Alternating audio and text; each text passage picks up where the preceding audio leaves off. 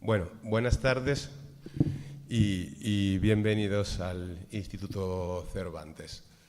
En primer lugar, quiero dar la bienvenida a todo el público y agradecer al Instituto Gramsci, a la Regione Siciliana, a la Universidad de Palermo, a la Società Italiana per lo Studio della Storia Contemporanea, alla rivista Spagna Contemporanea y a la Fondazione de Studi Storici Gaetano Salvemini por coorganizar esta doble jornada que se celebrará hoy aquí en nuestra sede, en la Iglesia Desacralizada de Santa Eulalia de los Catalanes, y mañana en el Instituto Gramsci.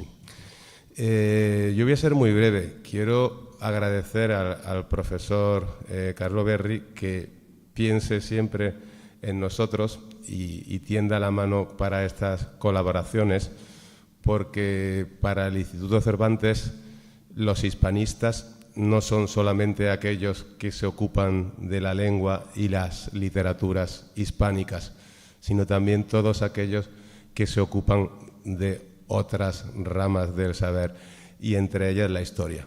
Para nosotros, los historiadores en el extranjero son también hispanistas. Y entonces nos gusta mucho poder acoger esta doble jornada de este congreso. Simplemente quiero añadir que estamos trabajando para abrir la Biblioteca Salvador Espriu, que se hará seguramente en el último cuatrimestre de 2025, donde tenemos una pequeña pero rica sección de historia que el profesor Berri ha visitado antes, y después os puedo acompañar a visitarla si os apetece, aunque todavía no está terminada. Y estaremos encantados de recibir noticias de vuestros libros para poder adquirirlos y que hagan parte de nuestro fondo, y también de recibirlos si queréis enviarlos a partir de después del verano. Y también ahora, como este regalo de la profesora Aglietti que nos ha traído.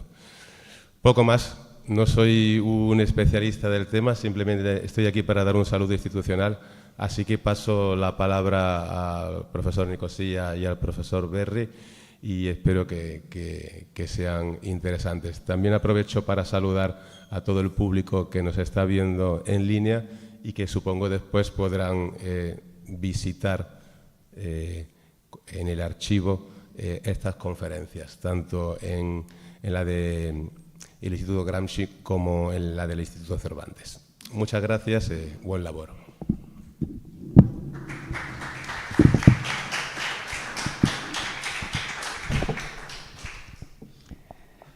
Grazie, buonasera. Sono venuto per testimoniare personalmente l'interesse dell'Istituto Gramsci per questa collaborazione con l'Istituto Cervantes, che non sta incominciando ora. Parlare di rapporti fra la Sicilia e la Spagna è assolutamente ozioso, perché basta sentire i cognomi, i nomi propri, i toponimi, le strade, le vie. E in fondo il ritorno del Cervantes qui a Palermo non è stato altro che un ritornare nella propria sede, cioè in questa straordinaria chiesa, oggi non più chiesa mi pare, vero? In questa straordinaria chiesa fondata dai catalani, come nel titolo, è dedicato a Eulalia, cioè la santa di Barcellona. Insomma, abbiamo rapporti di amicizia, di collaborazione, di storia comune, e per noi, per l'Istituto Gramsci, il tramite di questa importante collaborazione è stato Carlo Berri, uno dei componenti del comitato scientifico del Gramsci. E abbiamo avuto delle manifestazioni comuni con l'Università di Siviglia, e insomma è stato lui questo tramite, perché basta accenderli queste scintille, basta accenderle e poi danno grandi frutti. E naturalmente sono venuto anche per sentire, per ascoltare. Il tema è molto interessante. l'anticomunismo viene declinato nei vari stati in maniera differenziata. Il caso della Spagna penso che sia uno dei più importanti, ma io sono qui per ascoltare e perciò vi ringrazio molto.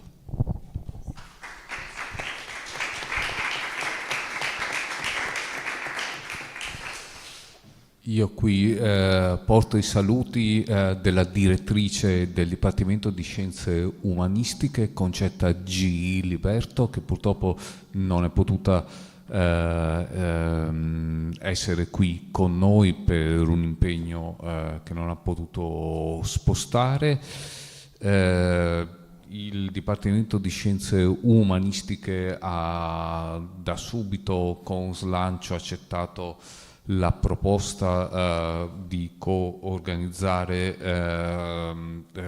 questo seminario e poi la redazione di Spagna, di fare in modo che Palermo potesse ospitare poi anche la redazione nostra di Spagna contemporanea. Ovviamente l'ha fatto innanzitutto perché è la missione di un dipartimento universitario, di una università generalistica come l'Ateneo di Palermo. Il Dipartimento di Scienze Umanistiche ha una tradizione importante di ispanistica. Ovviamente ha voluto sostenere questo seminario e questo incontro per favorire le relazioni accademiche istituzionali, scientifico interdisciplinari e anche personali che di solito si creano tra studiosi e studiose di differenti università e poi anche per poter in qualche modo usufruire anche di queste relazioni scientifiche, accademiche e personali. Io la termino e incominciamo insomma con i lavori. Grazie.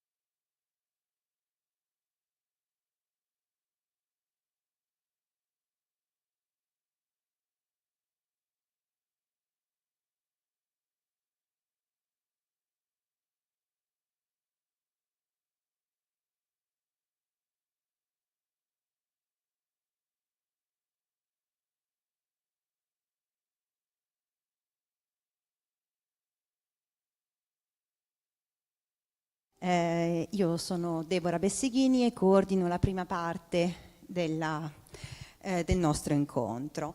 Il primo speaker del pomeriggio sarà il professor Alfonso Botti, che non necessita di presentazioni, ma lo presento lo stesso. È stato professore ordinario di storia contemporanea nel Dipartimento di Studi Linguistici e Culturali dell'Università di Modena e Reggio Emilia dal 2008 e precedentemente ricercatore e professore a Urbino. Ha insegnato anche all'estero, a Alcalá, alla Università Nacional de Colombia. È il direttore della rivista Spagna Contemporanea, che si pubblica dal 92, e dell'Anonima Collana, ed è membro di diversi istituti, fondazioni, comitati scientifici, redazioni di riviste spagnole, francesi, gruppi di ricerca italiani, italo-tedeschi, eccetera, e spagnoli naturalmente. Studia il riformismo e l'integralismo cattolico nell'Italia e nella Spagna del XIX e XX secolo, nell'ottica della storia comparata. e i rapporti tra la cultura religiosa e la cultura laica, il modernismo religioso e l'antisemitismo, le relazioni tra cattolicesimo e nazionalismi nel quadro dei processi di modernizzazione. Oggi ci parlerà della storiografia internazionale sull'anticomunismo, indicando alcuni nodi storiografici in relazione alla categoria e poi alcune piste di ricerca relative alla Spagna. Il titolo del suo intervento è L'anticomunismo come categoria storiografica, il caso della Spagna.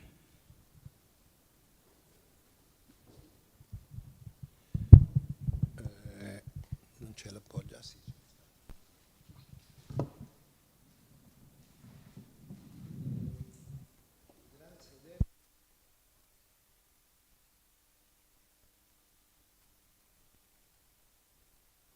Questi non sono, ecco. Allora, buon pomeriggio a tutte e a tutti, grazie Deborah per la presentazione. Inizio con una spiegazione non richiesta, però che penso sia opportuno fornire, nel senso che forse qualcuno si sarà chiesto da dove nasce questo mio interesse per l'anticomunismo e per la proposta di questo seminario e del progetto che potrebbe seguire a questo seminario.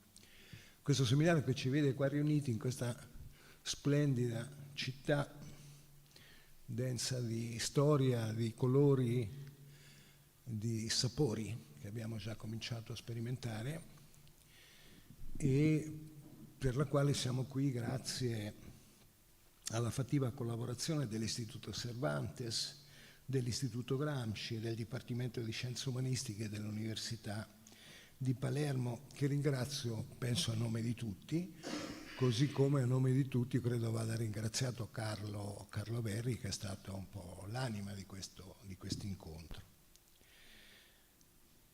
Quindi da dove nasce? A parte alcuni scritti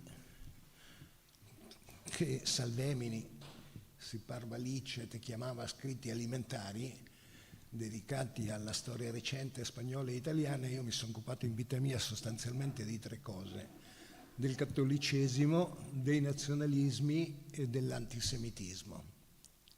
Sono tre temi che hanno tutti uno strettissimo legame e rapporto con l'anticomunismo, in epoche diverse, ma tutti e tre sono strettamente legati, è un po' il filo conduttore, è uno dei fili conduttori.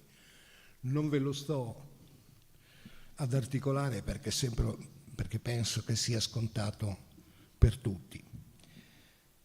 E aggiungo anche che questo progetto non ha nulla a che vedere con il noto libro nero sull'anticomunismo del 1997, che certo non può essere dimenticato, ma a cui questa iniziativa non intende fornire una risposta, che in ogni caso sarebbe tardiva. E non può essere dimenticato per i limiti evidenti messi da tempo in luce dalla critica storiografica più avvertita. Solo per fare un esempio, c'è un monografico del 99 della rivista Comunism che proprio discute del libro nero del comunismo. Detto questo, quando ero giovane, tantissimo tempo fa, mi hanno spiegato che nelle relazioni ai convegni la cosa più importante è cominciare bene ed avere una buona conclusione. Sperando, poi dopo quello che viene in mezzo pure dovrebbe avere un certo rilievo, però diciamo l'importante è cominciare bene e finire altrettanto bene. Allora, sperando che lo considerate un buon incipit, vi leggo un passo tratto da un romanzo di un grande scrittore.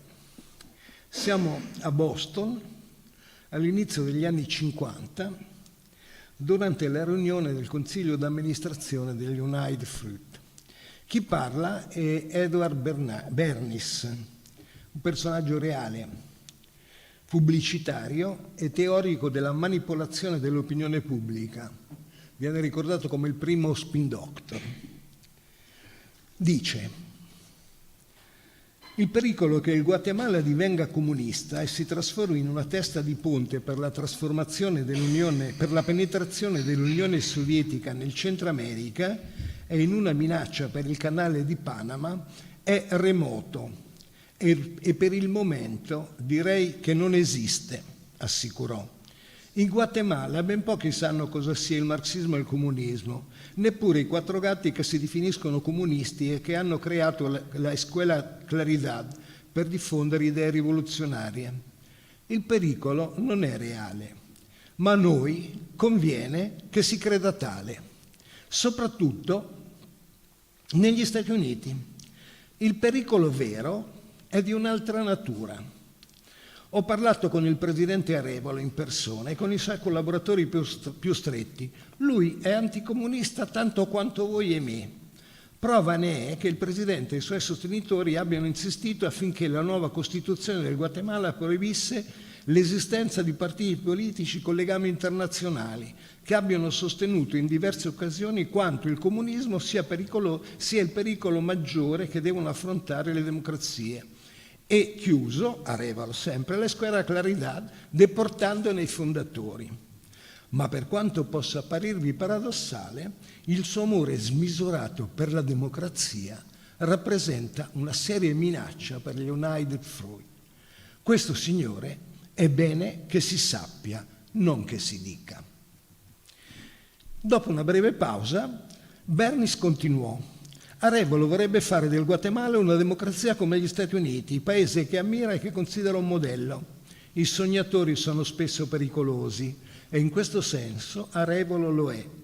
Il suo progetto non ha la minima possibilità di realizzarsi. Come si può trasformare in una democrazia moderna un paese di 3 milioni di abitanti, costituito per il 70% di indios analfabeti appena usciti dal paganesimo o ancora immersi in esso, e dove per ogni medico ci sono 3 o 4 sciamani, dove peraltro la minoranza bianca, formata da latifondisti razzisti e sfruttatori, disprezza gli indios e li tratta come schiavi. Anche i militari con i quali ho parlato sembra che vivono in pieno XIX secolo, pronti a fare un colpo di Stato da un momento all'altro. Il presidente Arevalo ha subito diverse sollevazioni militari ed è riuscito a schiacciarle. Pur tuttavia, benché ritenga inutili i suoi sforzi per trasformare il paese in una democrazia moderna, ogni progresso in questa direzione, non inganniamoci, sarebbe molto dannoso per noi.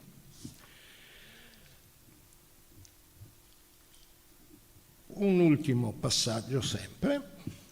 Il problema non è solo il Guatemala, una piccola porzione del nostro orizzonte operativo, è il contagio agli altri paesi centroamericani e alla Colombia. Se l'idea di diventare democrazie moderne si diffondesse, la United Fruit dovrebbe fare i conti con i sindacati, con la concorrenza internazionale, pagare le tasse, garantire un'assicurazione sanitaria e una pensione ai lavoratori e alle loro famiglie, e sarebbe oggetto dell'odio e dell'invidia che nei paesi poveri circonda le imprese prospere ed efficienti, specie se statunitensi. Il pericolo, signori, è il cattivo esempio, non tanto il comunismo, ma la democratizzazione del Guatemala. Sebbene probabilmente non arriverà a concretizzarsi, i progressi realizzati in questa direzione significherebbero per noi un passo indietro e una perdita. Bene. Questo era un po' l'inizio di questo intervento. Il secondo passaggio è una rapidissima panoramica fatta sulla storiografia, perché i motivi, diciamo, di quello che io penso sia un oggettivo interesse per questo tema, evidentemente vanno molto al di là del mio percorso personale di studi. Allora ci sono altri motivi. Gli altri motivi quali possono essere o quali sono? Il primo è che se il comunismo, o un certo comunismo, appartiene al passato, c'è anche da dire che l'anticomunismo gli è sopravvissuto. Cioè abbiamo un anticomunismo in assenza di comunismo. Il secondo motivo è che, come spesso accade, si tratta di un argomento che, per essere dato per scontato, non ha goduto finora di approcci di tipo storiografico che andassero al di là di alcuni casi nazionali e soprattutto non li ha avuti in considerazione del medio e del lungo periodo.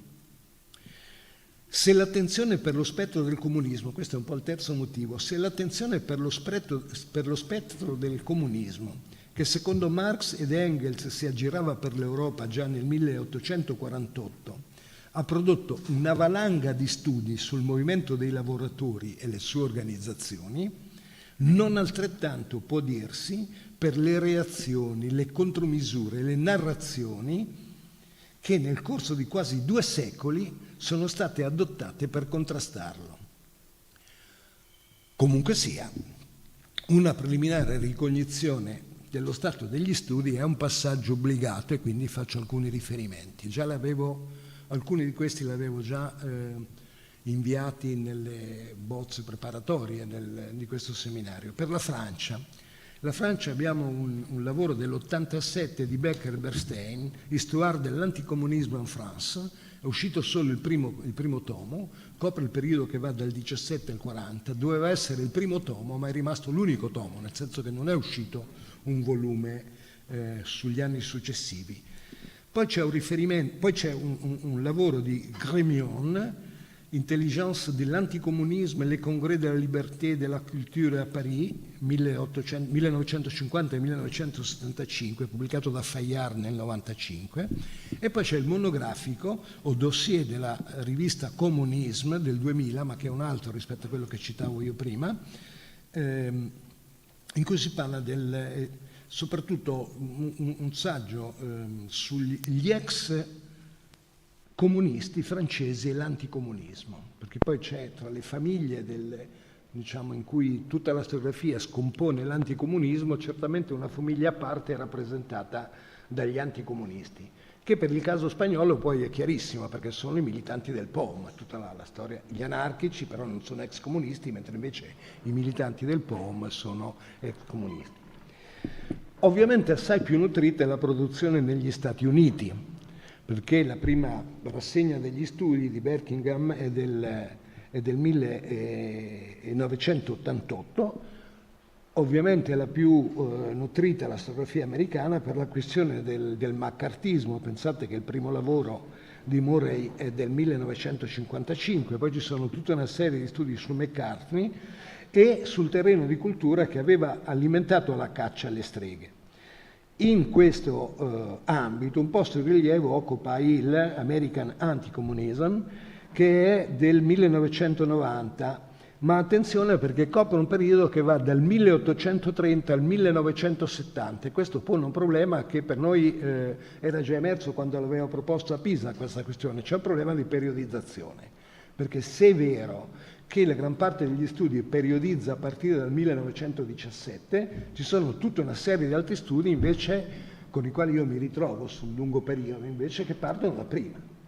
Per cui, come dirò poi andando avanti, c'è tutto un problema di l'antirepubblicanesimo, l'antisocialismo e l'antianarchismo che precedono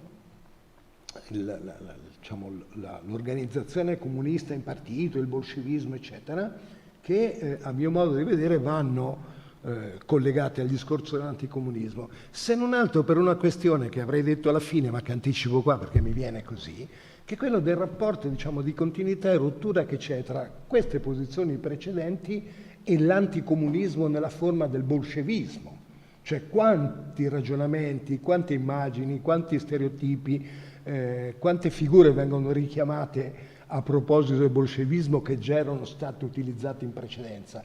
Voi capite, questo è un problema di rilevanza, questo è un problema storiografico serio, nel senso che allora non è la rivoluzione d'ottobre con tutto quello che succede e che finisce nel gulag e nello stalinismo che porta a posizioni anticomuniste, ma è semplicemente l'ansia di riscatto di milioni di lavoratori. Quindi questo è un nodo storiografico che mi porta a sostenere con forza la necessità di studiare l'anticomunismo sul lungo periodo e non scansionandolo sulla rivoluzione d'ottobre. In Germania lo stesso c'è una storiografia, c'è Graf nell'84, l'anticomunismo in the Federal Republic of Germany, e qui è molto condizionato da quello che succede nella Germania dopo la fine della Seconda Guerra Mondiale, quindi la Germania orientale. Però in questo volume, dove c'è l'articolo di William Graf dell'84, Socialist Register, c'è una panoramica internazionale che copre la Grecia, la Corea, il Belgio, gli Stati Uniti, il Centro America, ma non c'è la Spagna. Per il Portogallo, anche qui naturalmente questo non ha nessunissima pretesa di essere una bibliografia esaustiva, diciamo, è un po' random, no? Per vedere come sono stati affrontati alcuni nodi. Per il Portogallo c'è un saggio di Gonçalo Rocha Gonçalves Faria, Crime transnazionale, anticomunismo e cooperação policial ibérica, che copre gli anni che vanno dal 25 al 39. Poi c'è un altro lavoro di Telmo Daniel Faria, O comunismo, un amaltema e Stato novista, del 95, ma anche invece una letteratura sull'estrema destra anticomunista del Movimento Democratico di Libertação del Portogallo, ispirato dal generale Spínola, che stava in Brasile, ma che aveva una sede invece operativa a Madrid. Questo dopo la rivoluzione dei Garofani il 25 aprile del 94. Nel dizionario storico della Svizzera, questo lo dico a sostegno della mia tesi sul lungo periodo, si legge che la prima manifestazione di anticomunismo risale al 1843. Quindi poi vi salto tutti i passaggi di questa cosa, però è interessante per far vedere come in realtà questo discorso dell'anticomunismo si innesta su un atteggiamento repressivo nei confronti di tutto quello che si muove sul campo riformatore, sul campo rivoluzionario, eccetera, eccetera. Salto completamente perché sappiamo tutti cosa è stato l'anticomunismo nei paesi del Centro e Sud America, Argentina, Cile, Brasile, dove c'è una letteratura in gran parte militante, ma non solo militante, sull'anticomunismo. Tra l'altro è uscito recentemente questo volume sull'operazione Condor, no? Quindi siamo. In Italia non c'è stato tanto, non c'è molto, perché normalmente trovate la parola anticomunismo, ma non trovate poi, delle frasi che spieghino qual è il contenuto di questo anticomunismo. Si dice che c'è, ma non si dice cos'è, no? Per esempio Aurelio Lepre ha un volume, L'anticomunismo e l'antifascismo in Italia, che da questo punto di vista secondo me non dà un grande apporto. Ha pubblicato un carteggio Mario Del Pero, le lettere di Indro Moltanelli all'ambasciatrice Clarebut Luz su un'Italia contemporanea nel 98, una manifestazione di anticomunismo.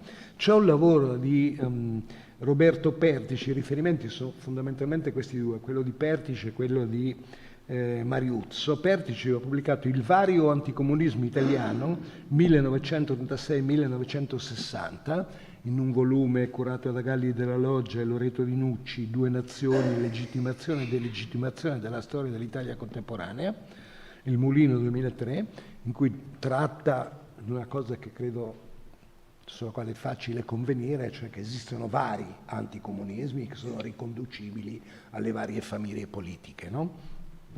E infine Andrea Mariuzzo, che ha dedicato una tesi di dottorato discussa alla Normale nel 2006, anche questa relativa all'Italia, però poi ha pubblicato su Contemporanea nel 2005 una panoramica un po' sulla storiografia anticomunista sul piano internazionale, dalla quale anch'io ho preso delle cose parlando della storiografia. Dall'esame della storiografia di riferimento si possono notare alcune indicazioni relative a due questioni, quella della periodizzazione e quella della categoria.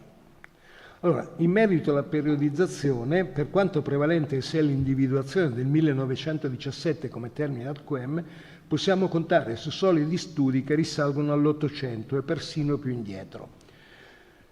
Ho già detto che io sono d'accordo con la prospettiva di lungo periodo.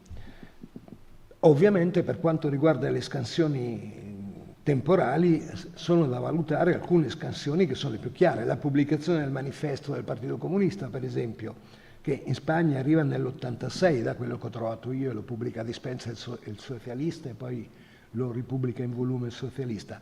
Però ce ne sono altre che sono molto rivelatrici, che sono la Comune di Parigi, nel 71, le due internazionali, la rivoluzione d'ottobre del 17, la fine della seconda guerra mondiale nel 45, l'avvio della guerra fredda, il 56 con il 20° congresso del Partito Comunista, l'89 con la caduta del muro di Berlino.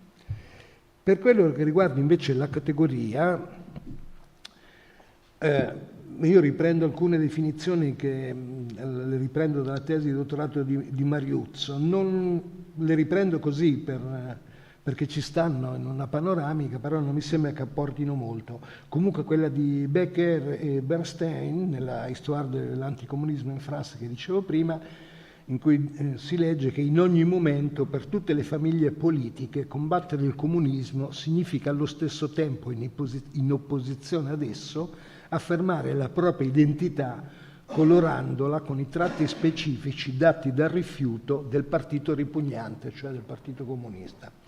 Covell, in un volume pubblicato negli Stati Uniti nel 1994, dice tutto ciò che di spiacevole facevano i sovietici doveva essere visto come una funzione della loro essenza comunista. Per gli avversari sono collocati in gli avversari sono collocati in universi morali diversi e la lotta è simile a una lotta con il diavolo piuttosto che a un faccia a faccia con un essere umano.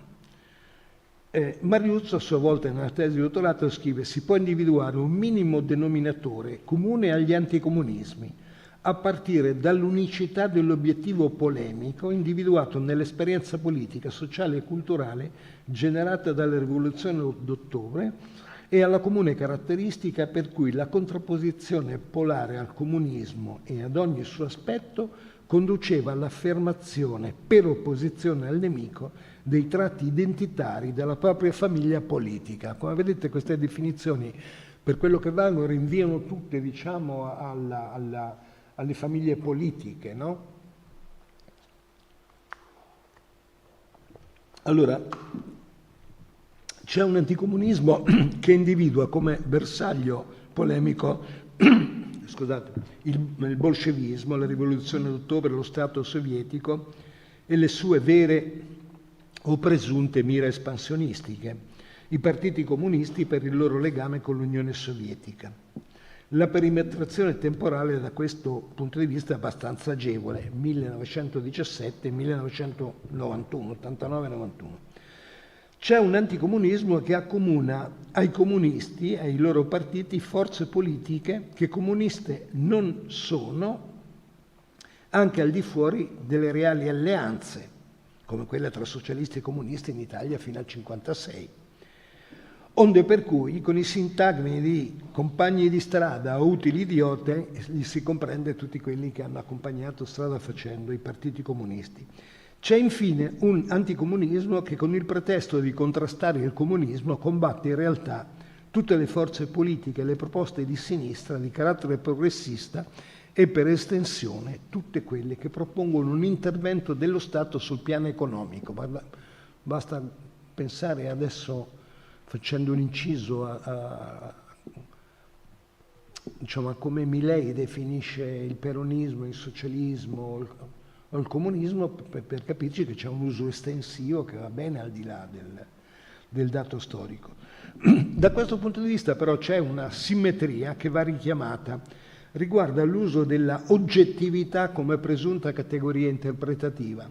I partiti comunisti della Terza Internazionale, almeno fino alla svolta dei fronti popolari, giudicavano le forze politiche progressiste, democratiche e socialdemocratiche come oggettivamente alleate del fascismo e del nazismo, il socialfascismo.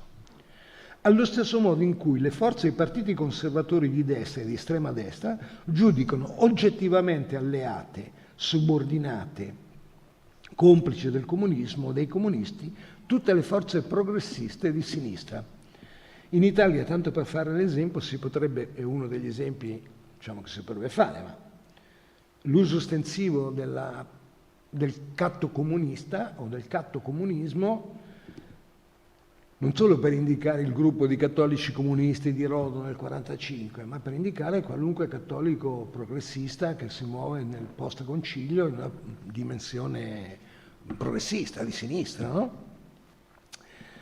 Allora, dall'esame della storiografia in materia possiamo trovare alcuni punti, diciamo, di convergenza che potremmo dare per acquisiti. Il primo riguarda la necessità di declinare al plurale l'anticomunismo, nel senso che esistono più anticomunismi. È possibile farne una tipologia? Se l'è chiesto Jean-Jacques Becker nell'avant-propos del monografico di comunismo del 2000 dedicato all'anticomunismo delle nazioni. Se quel foglietto vuol dire che ho finito il tempo, Oh, 5 minuti. uguale preciso. Ci provo, no, però. Donovan dice che lo sviluppo dunque aspettate, una tipologia dell'anticomunismo ne indica due, ma una è quella dettata dalle circostanze, no? Quelle per esempio quando la Russia di Lenin esce dalla Grande Guerra, oppure quella del patto Ribbentrop-Molotov del 1939, sarebbe di circostanza. Poi c'è quello dell'indifferenza, proprio dei paesi impermeabili al comunismo, come il Regno Unito e gli Stati Uniti, che denunciano il comunismo come antinazionale. Io questo ve lo ripeto così com'è, ma non è chiaro nel testo e non mi è chiaro neanche a me. E poi invece quello che prende corpo nella denuncia delle pratiche del comunismo sovietico e poi delle democrazie popolari dell'est europeo. Viene da chiedersi se non sia possibile tipificare un anticomunismo che fa del comunismo un uso estensivo, avendo come bersaglio non il comunismo ma le posizioni politicamente avanzate a favore del mondo del lavoro, eccetera, quello che dicevo prima. Il secondo punto che possiamo ricavare dall'analisi della storiografia riguarda i nessi tra questi vari anticomunismi e le famiglie politiche che li esprimono, anzi che in alcuni casi fanno proprio dell'anticomunismo il punto fermo della propria identità. Il terzo, l'ho già detto, riguarda quell'anticomunismo che non viene che viene dalla famiglia politica degli ex comunisti, nel caso spagnolo nel POM. C'è un quarto punto molto interessante, che è quello dell'anticomunismo di Stato, perché come c'è un antisemitismo di Stato, in questo caso potremmo fare un parallelismo tra l'antisemitismo, diciamo, degli intellettuali e l'anticomunismo degli intellettuali o culturale e l'antisemitismo di Stato e l'anticomunismo di Stato. Allora, c'è un anticomunismo di Stato. Anche qui ho fatto dei sondaggi in Svizzera, in Portogallo, in Francia, in Grecia. In Grecia risalgono al 29 con la legge dell'idioniomo, cioè dei delitti su generis, ma visto che il tempo sfugge li salto, però diciamo, è una cosa da tenere presente. Per l'Italia c'è il fascismo, ci sono anche gli anni di Scelba, i provvedimenti amministrativi il 4 dicembre del 1954 per discriminare i dipendenti pubblici di tendenze comuniste. Per la Spagna è ovvio, ma poi lo riprendo dopo. Per gli Stati Uniti abbiamo la Commissione per le attività anti-americane degli anni 50, quindi siamo sul piano normativo. Caso della Spagna, fai un altro bigliettino con 10 minuti, che così andiamo meglio. Ci avevi già pensato, un suggerimento inutile. Allora, per la Spagna io ho diviso, c'è un primo periodo, quello l'800, le reazioni, se prendiamo il lungo periodo dobbiamo guardare come reagisce, cosa succede in Spagna sul piano normativo, sul piano politico, quando nascono le prime organizzazioni operaie. La prima, 10 maggio 1840, Tejedores de Algodón. Qui abbiamo l'esperto del sindacato. Poi si tratta di rivisitare l'abbondante letteratura della nascita del movimento operaio organizzato in Spagna, il movimento anarchico, la prima internazionale, la Comune di Parigi, eccetera, eccetera, eccetera, eccetera. Quindi è un lavoro che va fatto, diciamo, passando attraverso la storiografia, perché la storiografia che fa queste cose studia il movimento operaio, non studia le reazioni del movimento operaio. Attenzione, quindi è un punto di partenza comodo che apre delle piste per poi, diciamo, volgere lo sguardo a quello che interessa in questo discorso. Quindi, dittatura di Primo de Rivera, sappiamo cosa succede dopo lo sciopero generale del 1917, ci sono una serie di provvedimenti anche a cominciare dal Real Decreto del 18 settembre del 23, volte a tutelare la sicurezza e l'unità della patria attribuendo la giurisdizione ai tribunali militari. Tutto questo è da studiare, così come c'è da studiare, in questo si era candidato Marco Novarino, che spero che ci stia seguendo, ma che certamente rivedrà la registrazione, ammesso che si faccia, che ci sia, c'è, quindi la vedrà, della Entente Internazionale Anticomunista, fondata nel 24 a Ginevra, della quale uno dei due fondatori, uno era Teodore Hubert, l'altro era George Lodiceschi, hanno pubblicato un volume nel 2009, io l'ho guardato, non c'è niente sulla Spagna, però in Spagna c'è una sezione che aderisce a questa Entente e soprattutto Franco è abbonato perché gliel'ha regalato l'abbonamento, dice Preston, gliel'ha regalato Primo de Rivera, quindi diciamo era una cosa che in Spagna arrivava. Gli anni della Seconda Repubblica, ça va sans dire l'importanza che ha l'anticomunismo, alcune cose sono state studiate, certamente è stato studiato Maurizio Carle, che è quello che pubblica a manetta testi sull'anticomunismo, non testi anticomunisti. Sul franchismo noi abbiamo la legge sulla la repressione della massoneria del comunismo del 1 marzo del 40, che istituisce un tribunale speciale che dura fino agli anni 60, quindi vedete che copre uno spazio molto ampio. Ci sono altre cose diciamo, l'accompagnamento ideologico-culturale della divisione Azul, per esempio, perché non è possibile che questi vadano solo a combattere in Russia e non ci sia, come dire, qualcosa che li alimenti culturalmente, ideologicamente sul piano dell'anticomunismo. È ovvio che c'è, no? Ma che è stato studiato poco. Così come il Collegio Mayor Santiago Apostol della Calle Donoso, dove vanno a finire i giovani che scappano dall'Europa orientale, che fanno poi una trasmissione alla Radio Nazionale di Spagna, anche tutto questo, diciamo, è stato studiato nel merito, ma non è stato studiato dal punto di vista che a noi interessa, quindi diciamo un terreno vergine da questo punto di vista. Vi risparmio tutta la storiografia, non tutta, non ce l'ho, diciamo alcuni riferimenti storiografici che ci sono. Poi c'è tutto il discorso dell'anticomunismo, diciamo così, democratico, per capirci, no? Cioè quello del Congress for Cultural Freedom, il congresso per la libertà della cultura, dove c'è un elenco di mezza pagina di tutti quelli che aderiscono. Poi si scopre che è una cosa finanziata dalla CIA, ma quelli che aderiscono allora non lo sanno, quindi non è colpa loro, diciamo, non sono dei complici della CIA, sono dei sinceri democratici che pensano che questa sia una pista da seguire.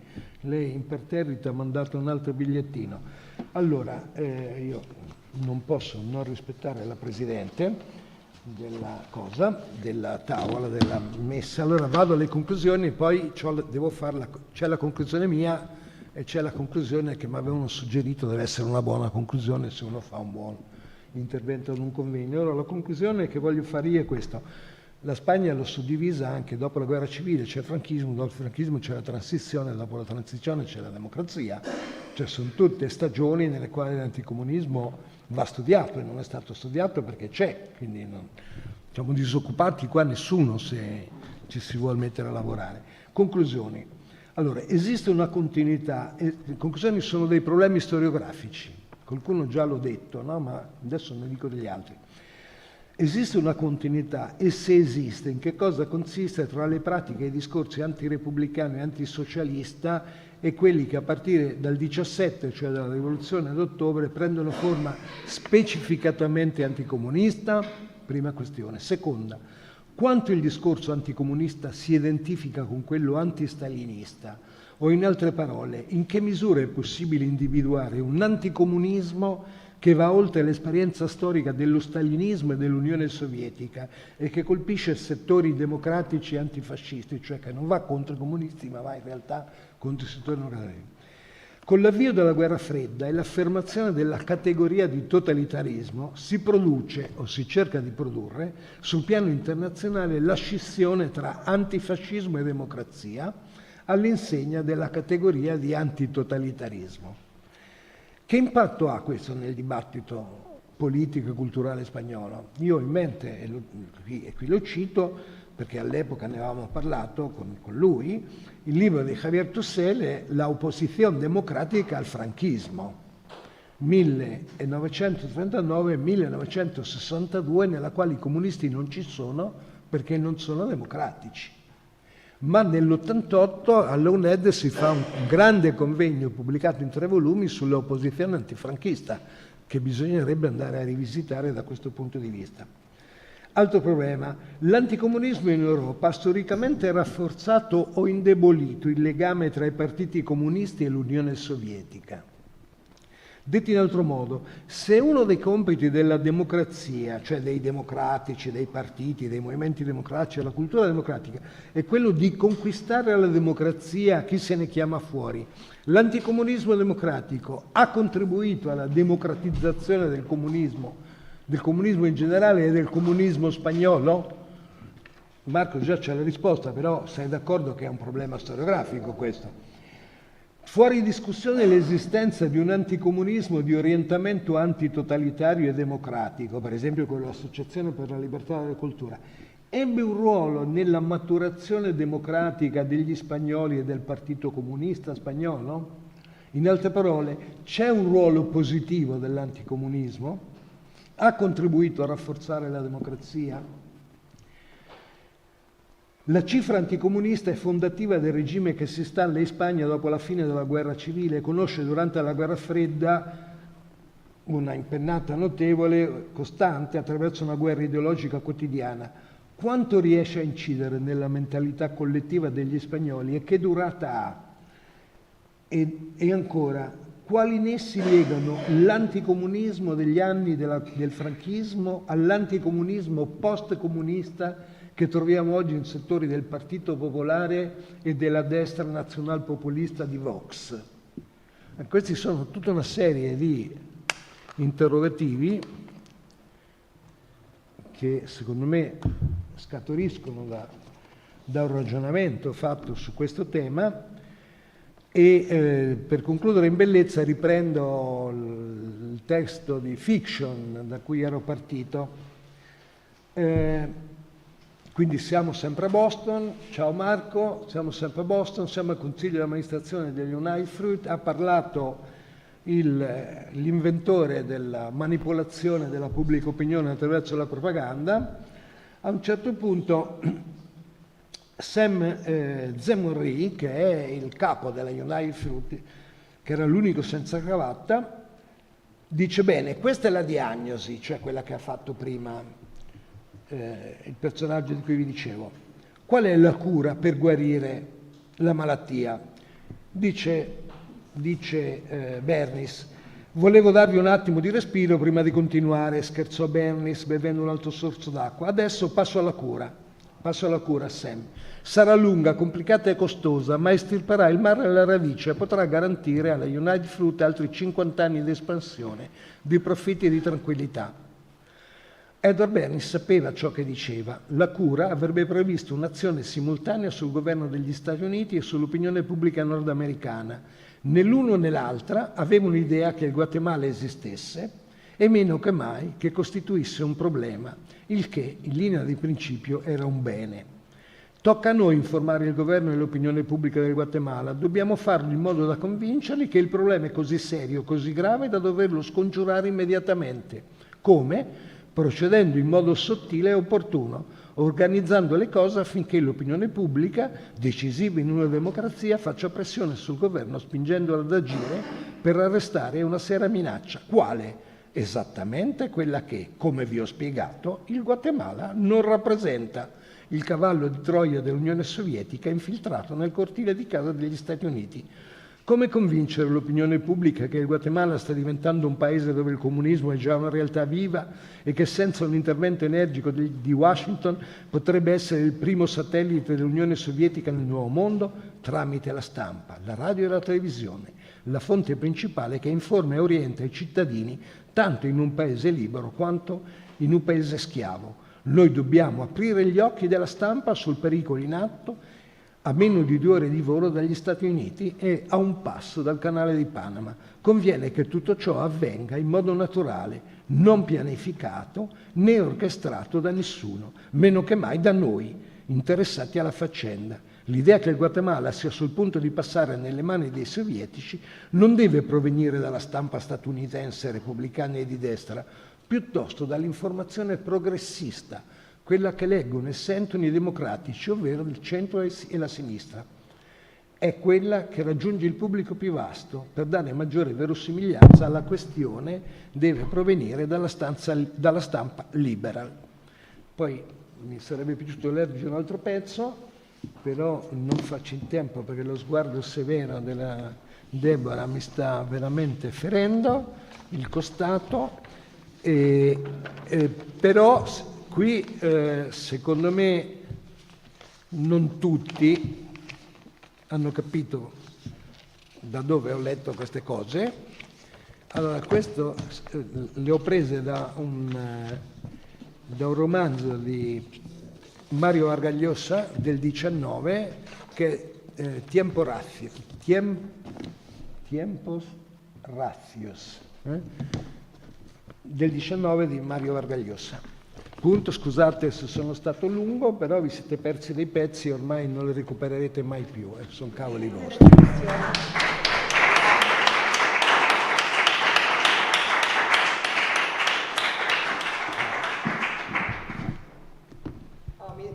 Mi duole moltissimo essere severa. Voglio ben vedere. Ora chiamo la nostra seconda relatrice, Marcella Aglietti.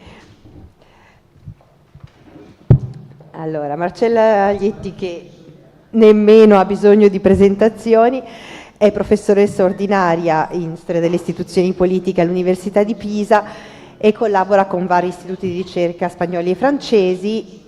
La conoscete tutti, quindi vado un pochino più veloce. È accademica corrispondente per l'Italia della Real Accademia de Storia de Spagna e autrice di oltre un centinaio di saggi, 5 monografie e svariate curatele, delle quali ha voluto segnalare In nome della neutralità, storia politico-istituzionale della Spagna durante la Prima Guerra Mondiale, Carocci 2017, Finis Civitatis, le frontiere della cittadinanza, Roma 2019 e Citizenship Under Pressure, Naturalization Policies from the Late 19th Century until the Aftermath of the War I.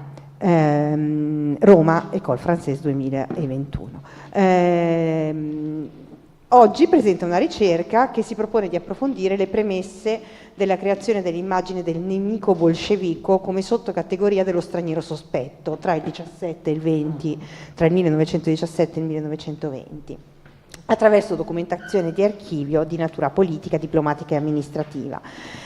Si intendono evidenziare alcuni passaggi chiavi di questa evoluzione e in particolare si osserverà come anche nel linguaggio amministrativo si sia progressivamente affermato il concetto di sospetto quale prototipo dello straniero portatore di idee eversive e rivoluzionarie. Il titolo dell'intervento è Sospechosos, bolscevichi e altri stranieri pericolosi nella Spagna del primo Novecento. Grazie mille. Grazie Deborah, grazie anche, vorrei ringraziare sia l'Istituto Cervantes per l'ospitalità, sia l'Istituto Gramsci siciliano, sia il Dipartimento di Scienze Umanistiche dell'Università di Palermo, ma in particolare vorrei ringraziare Carlo Verri per Spagna Contemporanea che ha curato con particolare cura, affetto e attenzione la nostra venuta qui a Palermo.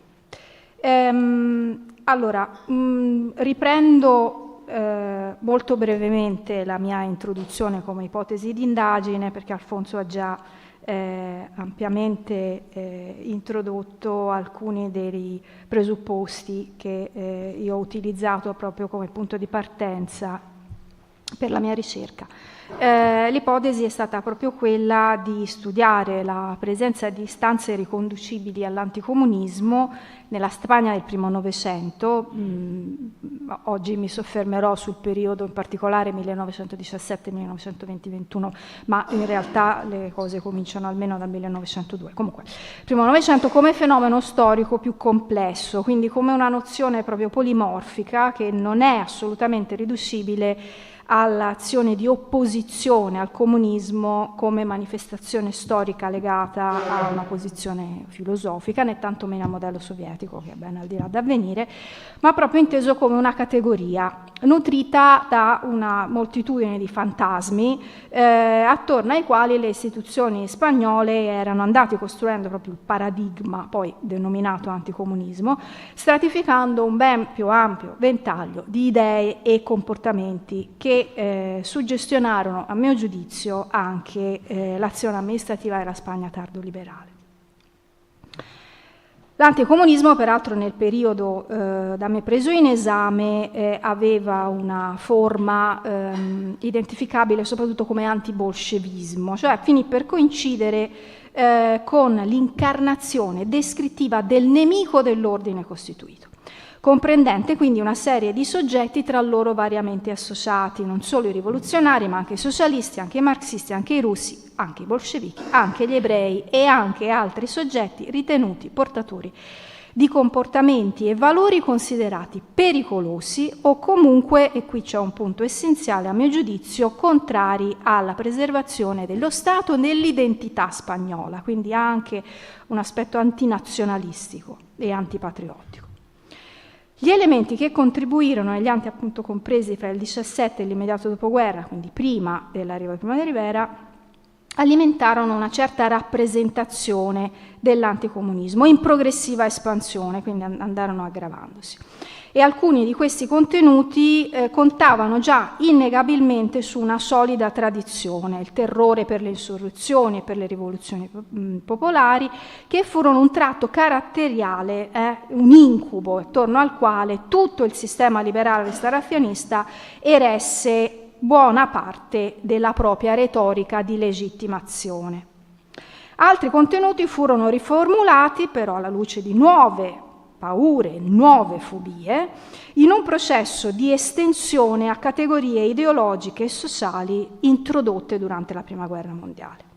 All'interno dello spazio dell'anticomunismo confluì quindi un sentimento xenofobo in rapida ascesa che finì per associare in un unico blocco di delegittimazione il pericolo rosso con le organizzazioni sindacali e le ali più estreme del repubblicanesimo e del socialismo, tutti colpiti indifferentemente dalle accuse di essere nemici della Spagna, antipatriottici in un modo o nell'altro corruttori dell'autentica anima spagnola nazionale. La mia ricerca quindi non guarda tanto alla declinazione spagnola dell'anticomunismo come parte di un movimento dottrinario, ideologico, culturale, transnazionale, ma piuttosto a come la categoria dell'anticomunismo si identificò con un sentimento agglutinante, funzionale a legittimare determinate azioni e prassi di carattere censorio e repressivo, volte a un occhiuto controllo del territorio e al mantenimento dell'ordine pubblico, all'insegna della conservazione dello status quo, oltre a definire tutte le politiche che vennero intraprese in quel periodo contro gli stranieri, inclusi i rifugiati. Muovere contro determinate minoranze di soggetti ritenuti e rappresentati come pericolosi o eversivi per il regime liberale della Restaurazione richiese la messa a punto di un sentimento di ostilità che si nutrì dell'idea di difendere l'identità spagnola da ogni interferenza straniera che avesse o fosse considerata dalla portata eversiva e cospirativa. E questo per quanto poco o nulla avesse a che fare col comunismo in sé per sé. Si assisté così alla demonizzazione di tutti coloro che furono messi in una pur vaga relazione con la Russia, indipendentemente dal dichiararsi promotori delle idee di Marx e di Engels, mettendo in una stessa cornice una molteplicità di individui considerati pericolosi per la sicurezza pubblica solo in quanto stranieri. Una certa ostilità del resto del marxismo nei confronti di molta simbologia nazionale spagnola è del resto indubbia, era già stata studiata e non restava inavvertita. Come è evidente che la fine dei Romanov fece temere l'inizio di un movimento internazionale volto a rovesciare altre teste coronate. Ma interrogando la documentazione grigia del Ministero degli Esteri, il Ministero degli Interni, ma anche di molta documentazione diplomatica, l'idea di difendere l'integrità economica, culturale e politica nazionale passò anche attraverso l'espulsione degli stranieri considerati per motivi diversi colpevoli di comportamento antispagnolo. La congiuntura critica in cui la Spagna si trovò a partire dal 17, ma anche qualche anno prima, e negli anni immediatamente successivi, contribuì in maniera determinante a saldare i timori delle elite liberali di non saper contenere l'effetto dirompente dei movimenti sociali, con la convinzione che la minaccia provenisse non tanto da dentro ma da fuori dei confini nazionali, saldandosi con la convinzione di attribuire al comunismo una gran varietà di attributi considerati pericolosi. In questo modo, anziché di tentare sanare le ormai irreparabili contraddizioni del sistema della Restauración, ridotto ormai alle ultime battute, si spostava l'attenzione e la responsabilità altrove, fuori dai confini. Difendere l'ordine pubblico contro il nemico straniero, in combutta col nemico interno, appare evidente dalle carte del Ministero degli Interni, dove si recuperano numerosi fascicoli relativi all'espulsione di stranieri considerati pericolosi per l'ordine pubblico. L'idea che il pericolo arrivasse da fuori dei confini dello Stato era già evidente ai primi del Novecento. Ho portato un po' di documenti del 1902, poi se vogliamo possiamo riprenderli nel dibattito, perché con la Prima Guerra Mondiale le cose peggiorarono. La condizione vissuta dal Paese mise infatti a dura prova la capacità del governo di difendere la propria politica e lo Stato a difendere la propria sovranità. Continue violazioni della condizione di neutralità perpetrate dai belligeranti e in qualche modo l'ingresso di idee ritenute esogene rafforzò la percezione di una invasione di guastatori che in nome di interessi terzi, quelle dei belligeranti, mettevano in pericolo la pace nazionale, nello specifico la sua posizione di neutralità. L'instabilità sociale e politica esplosa poi con virulenza nei primi mesi del 17 accelerò la percezione di doversi difendere da una minaccia in grado di sovvertire lo Stato. La convocazione dello sciopero generale, quindi apparve a Madrid già dalla fine di febbraio di quell'anno, in sinistra coincidenza con la notizia dell'abdicazione dello zar Nicola II. Quindi alle preoccupazioni del monarca, che lesse nell'accaduto un monito inquietante per il proprio futuro, si sommarono le notizie relative allo sviluppo delle attività dei servizi di informazione e di controspionaggio organizzati dai belligeranti sul territorio nazionale. Quindi i timori del governo, a fronte dell'incapacità di impedire le operazioni portate avanti da quell'esercito di infiltrati, al soldo degli alleati ma anche della Germania, erano le operazioni di sabotaggio che avrebbero, si temeva, finito per destabilizzare definitivamente il paese. Insomma, in questo caso, fra i due litiganti in guerra, il terzo, che era la Spagna, non si avvantaggiò, ma anzi soccombeva. Dalle informazioni diplomatiche inglesi da Madrid, in particolare dalle lettere di Arthur Erding, che era ambasciatore inglese a Madrid, emerge chiaramente come il timore del governo spagnolo fosse che la complessa rete propagandistica avviata da alleati, Germania meno da Austria-Ungheria, sul territorio nazionale finisse per rafforzare le istanze antimonarchiche. In questo si aggiungeva l'idea che anche forze interne si sommassero all'azione sia degli alleati che dei tedeschi mettendoci del proprio, e qui si potrebbe appunto entrare nel merito dell'operazione di Leroux, o le Rox, il cui antipatriottismo divenne un elemento di accusa permanente, ma anche quelli di Rodrigo Soriano, eccetera, eccetera. Allo stesso modo le interferenze straniere sul movimento operaio divennero presto uno dei fronti su quali si fronteggiarono proprio la propaganda tedesca con quella inglese, soprattutto presente nel sud della Spagna, e con quella francese, che invece si centrò sulla fondazione della Federazione Regionale Obrera. Dopo gli eventi di Rio Tinto, in particolare, una nuova offensiva di scioperi nei settori minerari mise in ginocchio l'estrazione di minerali, il cui approvvigionamento appunto era diventato vitale per le forze alleate. E qui le ricerche di Carolina García Sanz evidenziano proprio fino a che punto anche i movimenti dei lavoratori furono coinvolti nello scontro tra i belligeranti che avvenne sul suolo spagnolo. E poi arrivò il 17. Qui la paura del contagio bolscevico e l'influenza diplomatica accentuò la psicosi spagnola, perché la caduta del regime zarista nel marzo del 17 avvenne in uno dei momenti più delicati del gabinetto Romanones. Alfonso XIII restò, cito, profondamente afflitto per la caduta di Nicola II e questo lo racconta l'ambasciatore russo a Madrid, il principe Kudashov. Egli confessò il timore che quegli accadimenti fungessero da miccia incandescente, cito, per le forze del disordine e dell'anarchia di tutta Europa, esercitando la propria influenza anche in Spagna.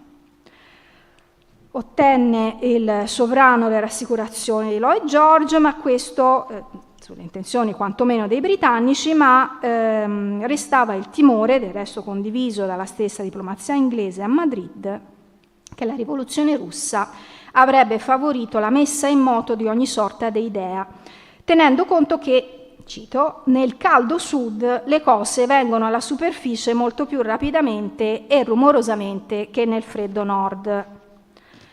E tanto più in un paese come la Spagna, continua la citazione, in cui prendevano molto rapidamente piede idee che avevano visto luce all'estero. Quindi di nuovo si insiste su questa contaminazione dall'estero. Il tema della rivoluzione bolscevica restò invece pressoché assente dai dibattiti parlamentari per alcuni mesi, anche perché le corti non furono invitate a discutere sull'argomento, anzi erano chiuse. Comunque il dibattito politico si spostò sulla stampa e lo scontro fra aliadofili e germanofili acuì la sensazione di essere minacciati da un evento che stava per incombere sul paese. Peraltro la stampa era fortemente finanziata sia dagli alleati che dall'intesa, in particolare la stampa germanofila riceveva profumatamente dal principe Ratibor i finanziamenti per dare comunque delle letture sia della politica estera che della politica interna. Quanto agli inglesi, però, è interessante l'idea che, lo racconta, lo si legge nella corrispondenza diplomatica da Londra, che le conseguenze della rivoluzione russa avrebbero avuto sullo scenario spagnolo. Quindi non solo contribuiscono a innalzare il livello della conflittualità a livello interno, ma contribuiscono anche a suffragare la lettura che le influenze bolsceviche avrebbero avuto effetti deleteri sulla situazione interna. Peraltro si temeva che i filo alleati fossero identificati con la vittoria della red flag, della bandiera rossa, e quindi che si creasse in questo tentativo di fermare la contaminazione bolscevica in Spagna, si fondesse con un nuovo spirito anti-alleato, quindi andava chiarito che una cosa non aveva niente a che fare con l'altra. Intanto nel novembre del 18 il governo spagnolo dispose la cattura di tutti i russi che fossero stati trovati in Spagna senza mezzi e altrettanto severi furono le indicazioni e le circolari mandate ai governatori civili territoriali contro sia tedeschi che russi che potessero apparire interessati a promuovere agitazioni o aderire a posizioni massimaliste. Da Londra si pensò quindi di manifestare un appoggio al regime monarchico di Spagna, riconoscendo a Alfonso XIII un riconoscimento ufficiale per i servizi umanitari prestati. E qui si crea un altro nodo conflittuale, perché il numero dei rifugiati, soprattutto provenienti dalla Russia, ma non solo, in Spagna, conferì a Alfonso XIII, o meglio, gli dette l'occasione per presentarsi come il re umanitario, quindi l'accoglimento di questi rifugiati in Spagna era un elemento che fu utilizzato per riscattare l'immagine del monarca e fargli riconoscere un qualche ruolo anche sulla scena internazionale. Per cui da una parte il governo di Madrid e la corona faceva, diciamo, uso sullo scenario internazionale del suo ruolo da re umanitario, quindi aiutare i rifugiati, dall'altro invece i rifugiati erano degli elementi di pericolosità e quindi si doveva provvedere alla loro espulsione, quindi provocando una sorta di stand-by. Quanto fosse complesso questa situazione lo si vede in una lettera che fu intercettata dal controspionaggio britannico, che è una lettera di metà marzo del 19 che Alfonso XIII riceve da Carlo I d'Asburgo, in cui, qui vi ho portato una copia integrale della lettera, qui nella slide trovate solo alcuni passaggi, in cui appunto Carlo I d'Asburgo chiede e propone è una copia sola, è una copia sola, è la lettera intera in una sola copia, che è piuttosto lunga. Quindi ci si suggeriva di allearsi insieme ai paesi dell'Entente per tentare di salvarsi dai bolscevichi e dal collasso generale cui sembravano candidati e condannati molti stati. Ovviamente l'auspicio di Carlo I d'Asburgo di fare fronte comune rimase vano, perché poco meno di una settimana dopo questa lettera Carlo Asburgo-Lorena partiva in esilio per la Svizzera e l'Austria diventava, proprio col sostegno inglese, una repubblica. Ma veniamo alla documentazione amministrativa, quindi dove si costruisce proprio la rappresentazione, da un lato, prima del soggetto sospetto e poi del soggetto pericoloso. Come vedremo, questo processo partì inizialmente come il riscatto della sovranità spagnola, perché apparentemente questa persecuzione nei confronti degli stranieri cominciava nel marzo del 1917, quando un regio decreto prescrisse che tutti gli stranieri che si trovassero in Spagna venissero registrati non solo per l'identificazione, ma anche acquisendo le impronte digitali che dovevano essere incluse nel passaporto. Una circolare che suscitò le reazioni di molte rappresentanze diplomatiche, in particolare dell'ambasciatore tedesco.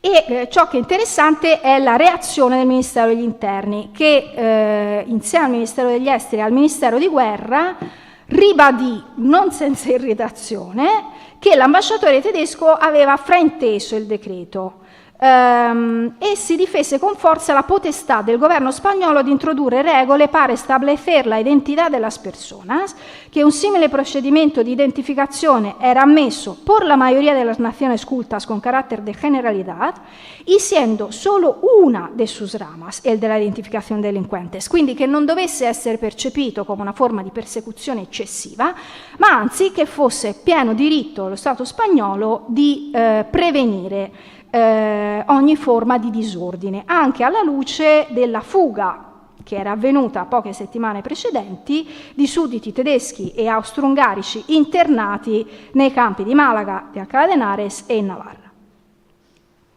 Nel 18 poi si incaricarono di nuovo i governatori civili di ciascuna provincia di fare una ricognizione sulla presenza di movimenti da considerarsi sediziosi alla presenza di stranieri peligrosi, cioè bolscevichi russi, altri movimenti, diciamo, di tutti i tipi di movimenti operai e di associazioni repubblicane. Ne seguì un'indagine dettagliatissima di tutte le associazioni esistenti sul territorio, e si stipulò questa Relación de las Sociedades de Carácter Socialista y Republicano que existen legalmente constituidas en esta provincia. Ciascuno dei governatori ne fece una di queste relazioni. Sottolineo il fatto che questa indagine viene fatta sulle associazioni legalmente costituite, quindi entriamo non tanto nello studio della clandestinità, ma di ciò che era legalmente costituito. A fianco di questo si costruisce un castello abbastanza pervasivo di controllo su tutta la popolazione straniera presente sul territorio. E anche qui le relazioni si susseguono. Alemanes sospechosos en las provincias de Madrid, Barcelona, Las Palmas, Guipúzcoa, eccetera, eccetera, da vigilare che non devono... Qual era l'elemento da sottoporre attenzione? Bastava che si mescolassero in asuntos políticos. Quindi chiunque si mezclasse in asuntos políticos doveva essere registrato, schedato e segnalato. Cominciano un elenco di persone consagradas alla propaganda bolchevicas. In realtà poi quando si va a vedere la lista di queste persone avevano, sì, alcuni erano bolscevichi, altri no. Alcuni sono indicati come rivoluzionarios russos, altri sono semplicemente germanófilos, altri sono periodistas russo-maximalistas, altri semplicemente sono un giudeo polacco, addirittura c'è un gruppo di soggetti che hanno come oggetto la destituzione del Consul General de Russia, il principe Alejandro de Gagarin, perché si riteneva che fosse nemico dei rifugiati russi e polacchi presenti in Spagna in quel momento. Ci sono anche alcune donne, alcuni anarchici tedeschi e anche un gruppo di traduttori di manifesti massimalisti portati dalla Svizzera in francese. Quindi tutti questi processi di identificazione coincidono con processi di espulsione degli stranieri. Su questo ci sono già in realtà un articolo di Michele Expuro che proprio studia i processi di espulsione degli stranieri dal 19 in avanti. Insieme ai russi e ai tedeschi c'è anche l'espulsione di svizzeri, tutti catalogati appunto con l'indicazione di sospechiosos. Altri dediti ovviamente allo spionaggio, per esempio soggetti ritenuti o perseguitati dalla polizia semplicemente perché non hanno lavoro, hanno delle frequentazioni ritenute immorali, ma che la polizia identifica, il governatore civile, non come soggetti pericolosi, ma semplicemente soggetti che non si meritano di proseguire nel territorio spagnolo. Dal sospettoso si passa al peligroso, al pericoloso. Una circolare del gennaio del 19 infatti comincia a richiedere liste di sudditi tedeschi residenti che per i loro antecedenti o condotta valga la pena allontanare dal territorio spagnolo. Si precisa come ci siano semplicemente delle nazionalità ritenute a rischio di contaminazione comunista, quindi già non si cerca più la collaborazione con associazioni, operai o massimaliste, ma basta appartenere a determinate nazionalità per essere schedati e magari anche incarcerati. Non solo, si aggiunge anche un ulteriore elemento, perché tra coloro che erano ritenuti passibili di espulsione rientrano anche mendigos sospechosos por condutta escandalosa e porque carecen de documentación que identifiquen. Quindi si comincia ad associare non solo l'appartenenza nazionale, ma anche aspetti legati a immoralità, comportamenti immorali e a mancanza di documentazione. Su questo voglio fare un inciso perché è chiaro che tutti i rifugiati che venivano dalla Russia avevano difficoltà a produrre documentazione ufficiale, tanto più che nel 1918 erano stati rubati i timbri dal consolato di Spagna a Mosca. Quindi fu emanata una circolare per cui todos los pasaportes que se hayan visados o expedidos con los sellos de Mosca deben considerarse falso, y en el caso de presentarse algún súbdito extranjero o nacional con esos pasaportes se proceda a su detención. Quindi si alzò ancora di più la posta e si cominciò a detenzioni a dir poco persecutorie. Anche in questo caso qui trovate sulla slide una parte di un documento, il suddito russo, questo Gregorio Flashman, che fu detenuto per ordine del direttore generale di sicurezza. Il governatore civile dice: io non so perché sia stato arrestato. Dagli informi che mi avete mandato sembrerebbe che Flashman con la sua signora fossero già detenuti da 6 mesi circa, ma non si sa perché, si sa solo che era inviso al console di Russia nella città.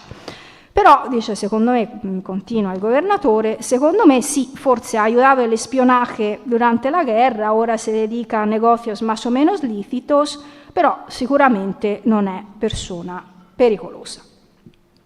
Quindi si procede a una vera e propria persecuzione di tutta una serie di soggetti, molti dei quali detenuti, molti dei quali se russi espulsi.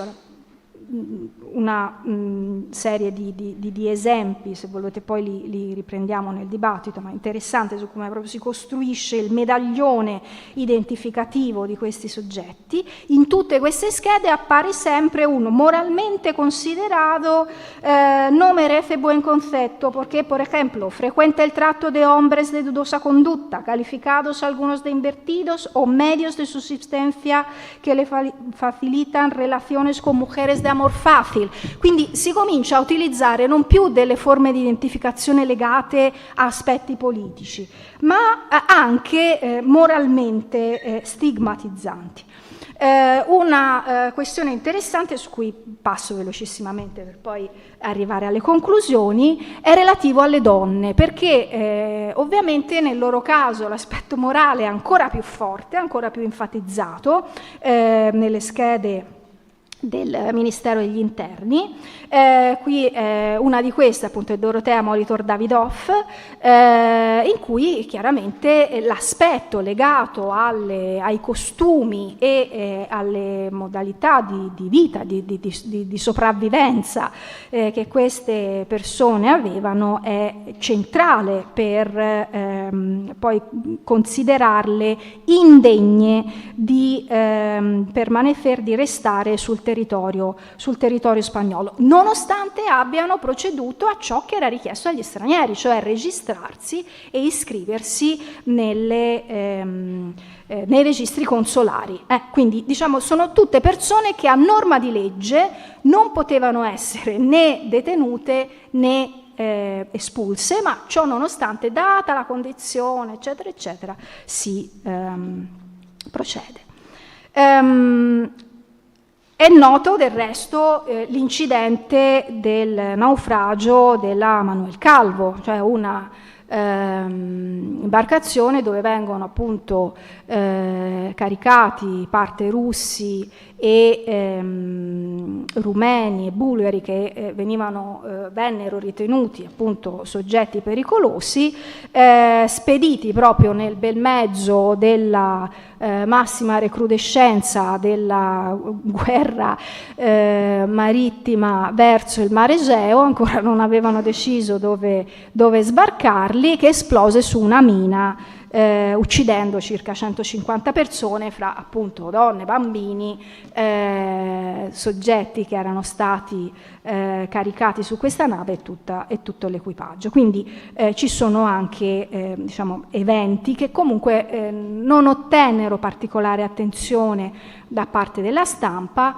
anche se Al dibattito nelle Cortes vennero sollevate, almeno in un paio di occasioni, l'irregolarità delle metodologie con cui in quegli anni si stava procedendo per espellere gli stranieri. Chiudo facendovi vedere questa cartina in cui ho segnato la rilevazione che venne chiesta dal governo di Madrid rispetto alla presenza di russi detenuti oppure russi sospetti, quindi che dovevano essere espulsi ai governatori civili del territorio della Spagna, dove vedete la colorazione in azzurro, lo governatore civile non risposero, non dettero nessun feedback, dove è verde che risposero che non c'era nessun russo o tedesco sospetto nel loro territorio, solo dove vedete il rosso ci fu una segnalazione di 1 o 2 casi per lo più legati a questioni anche di tipo diciamo di polizia, quindi non di terrorismo bolscevico. Però ecco, dà un po' l'idea di come si continua a richiedere un'attenzione esponenziale rispetto a un pericolo, nonostante la risposta poi che arrivava dai governatori civili fosse di ma veramente qui è tutto a posto, insomma non segnaliamo nessun evento particolare. Chiudo. La proposta diciamo, di ricerca chiuderebbe con il 21, l'inizio proprio del 21, perché nel 21 nasce il Partito Comunista in Spagna, quindi diciamo, in quel momento lì forse si formalizza un po' di più qual è la personalità, l'identificazione anche politica fra uno spettro che fino a quel momento era rimasto quanto mai indefinito e si era fatto diciamo, un utile modo per concretizzare tutti questi timori, paure e fobie della Spagna della Prima Guerra Mondiale, quindi assunse anche nuove forme di indagine e attenzione. Grazie.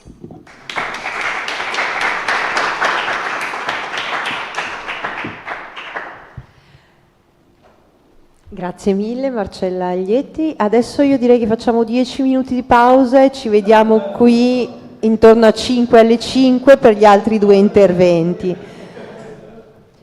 Non più tardi di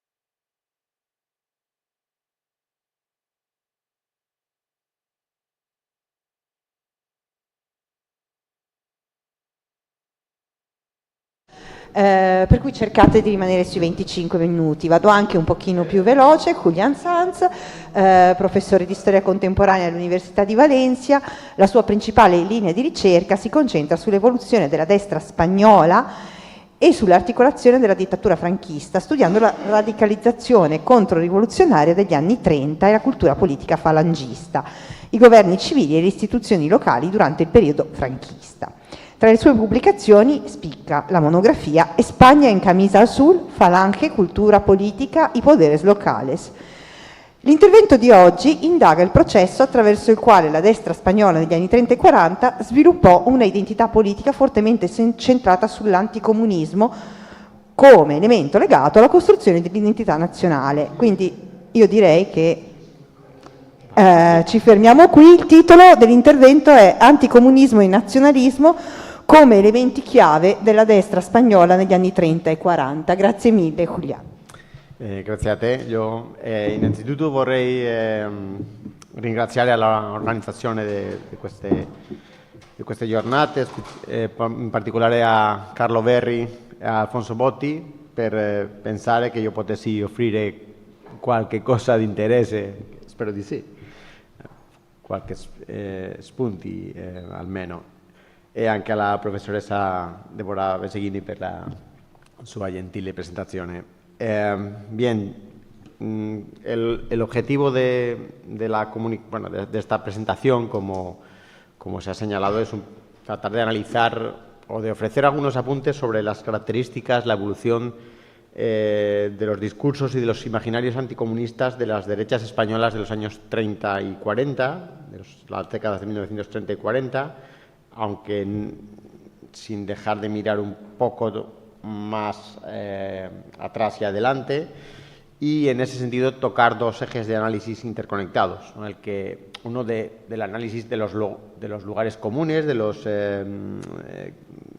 estereotipos, de los discursos de las imágenes que atraviesan estos discursos, especialmente lo que tiene que ver con las concepciones de la nación, y también el eje, en segundo lugar, el eje diacrónico, es decir, cómo evolucionan estos discursos, estas imágenes, cómo varía también la intensidad del componente anticomunista en las derechas españolas. No voy a entrar no voy a entrar en la historiografía porque ya Alfonso ha dado algunos apuntes, más que algunos apuntes. Sí decir que ya decía hace 20 años Hugo García que no existían estudios satisfactorios sobre este fenómeno, refiriéndose concretamente a la proliferación de discursos anticomunistas entre 1918 y la Guerra Civil.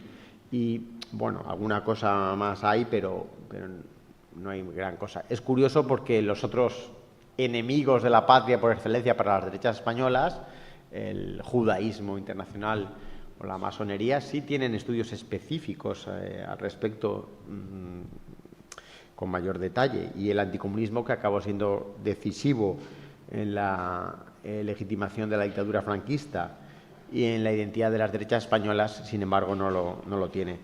Tan decisivo que evidentemente es un factor de larga duración, lo son también los discursos antisemitas y antimasónicos, obviamente, pero estaba pensando al pensar en la larga duración, en el resurgimiento de los planteamientos anticomunistas en los últimos tiempos. Tiene mucho que ver con esto que señalamos de que el anticomunismo evidentemente no se refiere a la oposición a un comunismo realmente existente, vamos a llamar, a una amenaza comunista o a un partido comunista potente, sino que tiene que ver con un conjunto de estereotipos y de oposiciones simplemente a reivindicaciones muchas veces progresistas, obreristas, según los casos, ¿no? Entonces, bueno, pues ahí es evidente que hay un rearme desde hace tiempo de las ideas anticomunistas que ahora mismo pues tienen mucha presencia en la derecha española, muy conectadas también con las ideas internacionales. El anticomunismo siempre ha tenido un fuerte componente transnacional, como se dice ahora, pero es muy adecuado en este caso. Bueno, yo no voy a plantear aquí un estudio sistemático de la cuestión, obviamente, solo algunos apuntes, ideas, hipótesis, y quería añadir que cuando hablo de las derechas, me estoy refiriendo sobre todo a esas derechas que en el contexto de los años 30 se definían como las derechas auténticas, es decir, la derecha no republicana, la derecha ajena a la tradición liberal, o que si viene de la tradición liberal ha sido para abandonarla. Es decir, tanto la CEDA como las diferentes extremas derechas de la época, ¿no? Los monárquicos alfonsinos, carlistas, falangistas. Evidentemente, los discursos anticomunistas van mucho más allá de estas derechas. Incluso podríamos decir que los discursos anticomunistas de estas derechas también alcanzan en buena medida otros ámbitos del espectro conservador, también a ese espectro más liberal conservador. Estoy pensando en la derecha liberal que estudió en su día Luis Íñigo, o en incluso sectores del Partido Radical, ¿no? Bueno, para no alargarme, sobre algunas cuestiones previas voy a ir muy rápido porque ya algunas han salido, ¿no? El anticomunismo evidentemente no empieza con la revolución bolchevique, por tanto enlaza con un conjunto de visiones, estereotipos procedentes del campo contrarrevolucionario y que vienen de una larga duración, desde los tópicos sobre la Revolución Francesa o contra la Revolución Francesa, contra los sucesivos procesos revolucionarios, sobre y contra la Comuna, contra el Cantón. Y bueno, evidentemente sí es cierto el impacto de 1917 y cómo esto hace que en adelante toda amenaza, todo lo que se percibe como amenaza revolucionaria pasa a ser catalogada de bolchevique, ¿no? El bolchevique sirve para todo. Durante unos años los cenetistas son los principales representantes del peligro bolchevique en España. Durante la dictadura de Primo de Rivera tiene un peso creciente el componente anticomunista. Se ha hablado antes también, no solo a nivel de la propaganda gubernamental, sino como pues hay otras redes de difusión de ideas y redes anticomunistas. Se ha centrado el Centro Español Antibolchevista, vinculado a esta Entente Internacional con sede en Ginebra, ¿no? Pero yo quiero ir directo a los años 20 y 30. En primer lugar, lo que tiene que ver, 30 y 40, lo que tiene que ver con el anticomunismo y el antimarxismo en los años de la Segunda República hasta el estallido de la guerra, de la República en paz, vamos a decir. Seguro que alguien defendería esto de la República en paz, pero bueno, yo me lo permito. Ya hay un primer momento importante en este sentido, que son las elecciones inmediatamente antes de la República, las elecciones del 12 de abril del 31, donde ya aparecen todos estos estereotipos, miedos. Es decir, uno escucha la campaña monárquica, está llena de apelaciones catastrofistas, de si cae la monarquía, si viene la República, va a ser el inicio del caos y esto nos va a llevar al bolchevismo, la disolución de la civilización, de la nación. Este tipo de discursos ya están presentes en las elecciones municipales del 12 de abril. Por más que algunos digan que eran solo unas elecciones municipales, todo el mundo sabía que se jugaban muchas cosas. No se jugaba, obviamente, el riesgo de una revolución bolchevique, pero bueno, los discursos de la prensa conservadora, La Nación, La Época, etcétera, esto ya está omnipresente en los mítines. Incluso en el momento de proclamación de la República, muchas de las imágenes que se proyectan desde sectores conservadores ya traslucen esta idea del riesgo de una dictadura del proletariado, ¿no? En el mismo año 1931, el marqués de las Marismas, José Ignacio Escobar, publica un libro que se titula Socialismo, Comunismo, la dictadura del proletariado, donde habla de cómo quienes celebran la llegada de la República son los proletarios, que significa esto, la victoria del proletariado, de la clase menos espiritualizada, de los menos aptos, de la clase menos culta, con todo el riesgo que ello supone para la cultura, para la civilización. Es verdad que durante el primer bienio hay un menor énfasis en los elementos anticomunistas, porque digamos que la obsesión de las derechas es combatir directamente la legislación del gobierno, pero estas ideas están circulando en aquellos años. Por un lado abundan los libros, folletos, títulos, conferencias. En este sentido, se ha citado antes a Mauricio Carlavilla. A Mauricio Carl, pues en 1932 publica El comunismo en España. En 1934, El enemigo, marxismo, anarquismo, masonería. y luego seguirá en esta línea en años sucesivos. En el 35 tiene Asesinos de España, marxismo, anarquismo, masonería. Ya está.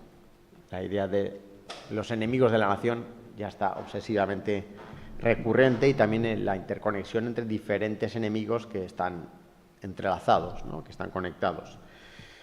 Bueno, de hecho, como he sabido, pues Mauricio Carrel es uno de los que se está sintetizando y haciendo propaganda y difusión de esa teoría conspirativa fuertemente presente en la época, que vincula el comunismo, el judaísmo y la masonería, esas fuerzas destructivas que quieren acabar con la unidad espiritual de España y, por tanto, pueden acabar con la nación. Son teorías que circulan en los ámbitos ultraderechistas, en diferentes variantes, tanto en los con mucha presencia en los ámbitos integristas, pero también en algunos sectores fascistas, muy especialmente en las JONS se puede ver. En el entorno de la Acción Española también en la época se está insistiendo mucho en esa idea de vinculación, en este caso de república, con antesala del comunismo, ¿no? La democracia en realidad es la antesala de la revolución social, supone una revolución ya en sí misma, son los sectores más declaradamente antiliberales, pero es que además de ese argumento está el peligro de que desde la democracia se produce automáticamente el deslizamiento hacia la revolución social, y la única solución para esto es la instauración de un Estado autoritario, corporativo de nuevo tipo. Ellos tienen sus modelos, que preferentemente puede ser Portugal, por ejemplo, pero desde luego no tienen, en general, cualquier modelo que acabe con el marxismo es bienvenido. Y Vigón, por ejemplo, elogiaba el nacionalsocialismo porque, decía, asegura la rápida desaparición del marxismo, que esa es la prioridad.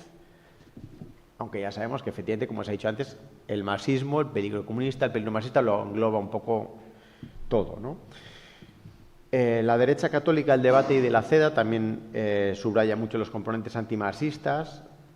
Es significativo que en la campaña electoral del 33 ya aparezca mucho el nombre de coalición antimarxista, cuando, bueno, pues no parece que fuera el gran riesgo del momento. También sí es verdad que en aquel momento a quien se sitúa como el peligro marxista en España, el peligro incluso bolchevique en España, es al Partido Socialista, especialmente a partir de la radicalización de Largo Caballero. Pero antes de ello también las derechas españolas ya venían en esa línea.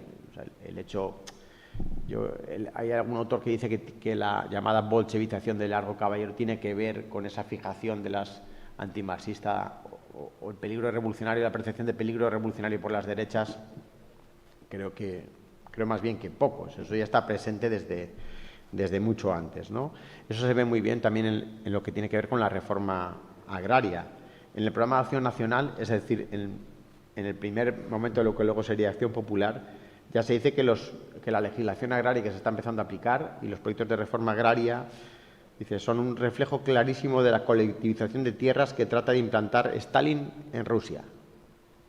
Esto son las primeras medidas que están tomando la coalición republicana socialista en el campo. Bueno, y Calvo Sotelo también estaría, por ejemplo, en la misma línea. O sea, cada vez que, frente a la reforma agraria, dice que incita al colectivismo y que a la larga prepara el definitivo caso del orden social en una situación análoga a la de Rusia.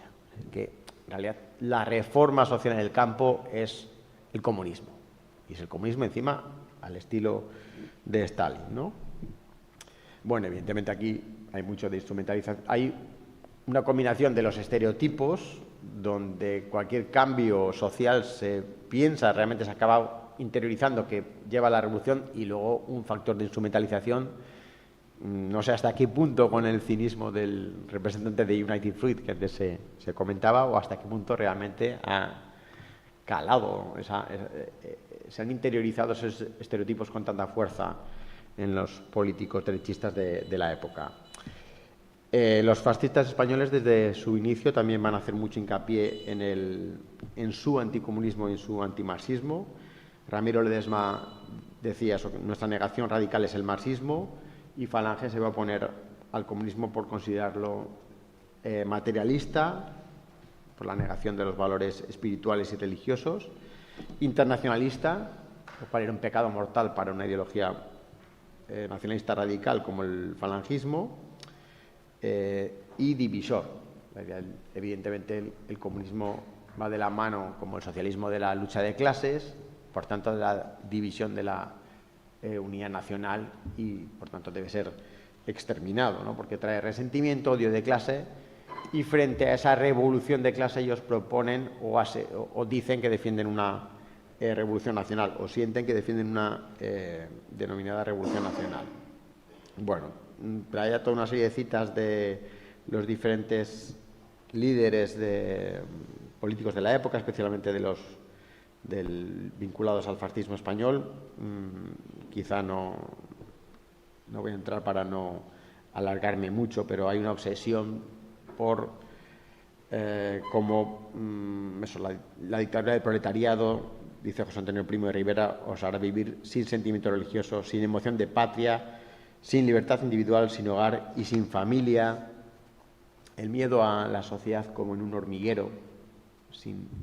Es curiosa la preocupación de los fascistas en ocasiones por la libertad, ¿no? Por la individualidad frente al comunismo ruso, ¿no?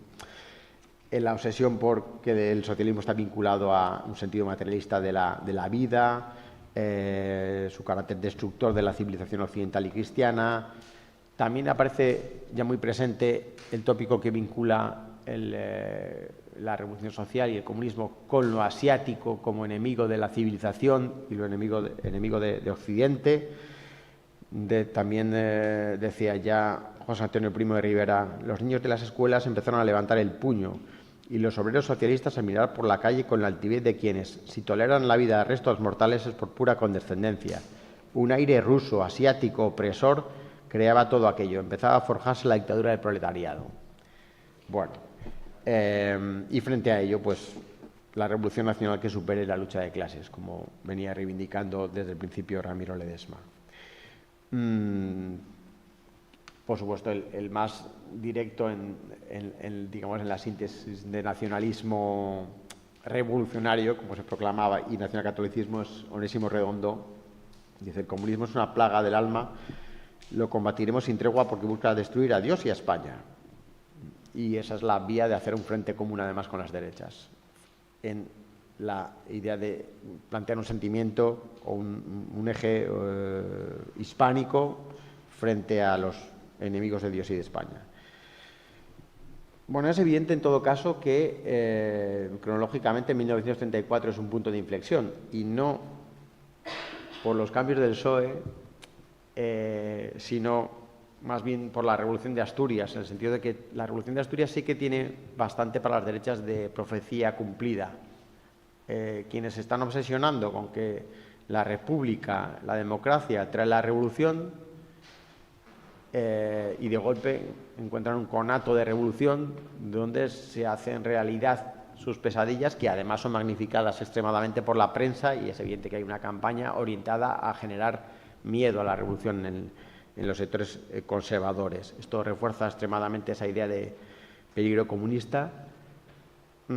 Se observa muy claramente en toda la propaganda electoral de febrero de 1936, donde se plantea en términos absolutamente dicotómicos, como sabréis. Las derechas se presentan como frente contrarrevolucionario y la idea es que la alternativa es prácticamente Rusia, el stalinismo. Bueno, ellos no dicen el stalinismo, es la Rusia de Stalin, ¿no? El bolchevismo, el fin de la civilización, de España, de la familia, de la religión.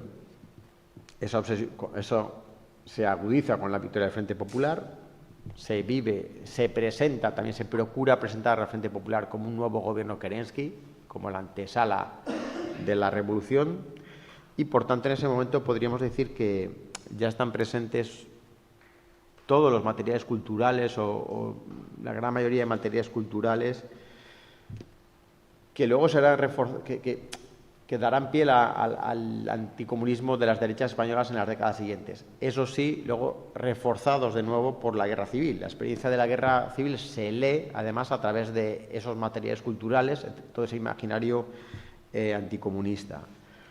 Claro, la guerra civil es una experiencia clave para reforzar y profundizar en este anticomunismo y convertir un elemento de identidad básico para las derechas. Esto sí que es más conocido, toda la serie de tópicos, estereotipos sobre el terror rojo, la caracterización, la deshumanización de los rojos, como sabéis, como elemento omnicomprensivo prácticamente de todos los sectores de izquierdas y progresistas, fieles a la República. Entonces no voy a abundar aquí, sí señalar que de nuevo aparece sistemáticamente esa idea de rojo como antinacional, no solo al servicio de Moscú, sino asiático. Y hay algunas viñetas, ¿no sabéis?, de propaganda gráfica donde se ve claramente estos obreros españoles que tienen cara de Lenin, ¿no? o rasgos asiáticos. También la obsesión con la penetración soviética en España, la idea de que todo estaba controlado por los rusos, la idea se habla muchas veces del Soviet de Santander, del Soviet de Asturias, para el control de los comités locales en la retaguardia republicana y, por supuesto, la lectura de la guerra civil como defensiva de la nación y de la religión frente a la amenaza comunista, con toda esta argumentación sobre un supuesto complot comunista previsto para agosto de 1936 y que el llamado alzamiento nacional o movimiento nacional venía a evitar. Bueno, todo ello en el marco de una visión muy palingenésica de la situación, ¿no?, de esa nación a punto de morir y que debe ser regenerada por el sacrificio, por el combate, por la victoria en la guerra. De manera que aparecen siempre estrechamente vinculados el componente nacionalista y el componente anticomunista. Esto se ve también muy bien, así como es así la idea que antes hablábamos de contubernio, ¿no?, de contubernio judeo-masónico bolchevique, en textos tan conocidos como el del obispo Albino González, Catecismo Patriótico Español de 1939, y muy presente en las escuelas de la posguerra, ¿no?, donde se insistía en los 7 enemigos de España: liberalismo, democracia, judaísmo, masonería, capitalismo, marxismo y separatismo. Y ahora iré metiendo el acelerón. En todo caso, a lo que voy es que aparece esa teoría del contubernio, aparecen todos esos enemigos, pero entre ellos el comunismo adquiere un papel especialmente relevante como el enemigo por excelencia de España. Es verdad que en algunos casos aparece siempre el elemento masónico, pero el anticomunismo aparece seguramente como el elemento más unificador para los sectores conservadores, como elemento legitimador y que les dota de una identidad común. El discurso de Franco en abril del 39 ya dice: España se alzó contra el comunismo, contra la disolución de la patria y contra la negación de Dios. Y va a ser el discurso que mantenga siempre la dictadura. En la posguerra hay toda una serie de momentos de refuerzo de ese componente anticomunista. Estaba el caso de la División Azul, como antes se señala. Bueno, López Villaverde se ha trabajado un poco esto, el componente evidentemente anticomunista en la División Azul, que todavía se reforzará más en la memoria posterior de la División Azul, porque claro, el componente de la lucha por un nuevo orden europeo, a partir de cierto momento, ya no conviene sostenerlo. Entonces, aparece la memoria de División Azul, está totalmente vinculada al anticomunismo, ¿no?, y a la revancha nacionalista por la intervención rusa en la guerra civil. Y luego, a partir de 1943, 44, 45, la redefinición de Falange y del régimen, como sabéis, pasa por el reforzamiento a toda costa del componente anticomunista, además del componente católico, ¿no?, y exclusivamente español. Entonces, aquí no puedo entrar, pero hay sí que las directrices de la prensa, las consignas oficiales, sí que denotan claramente la instrumentalización de ese componente anticomunista para legitimar al régimen y para propagar el miedo a un cambio a cualquier tipo de cambio político, ¿no? La idea constante de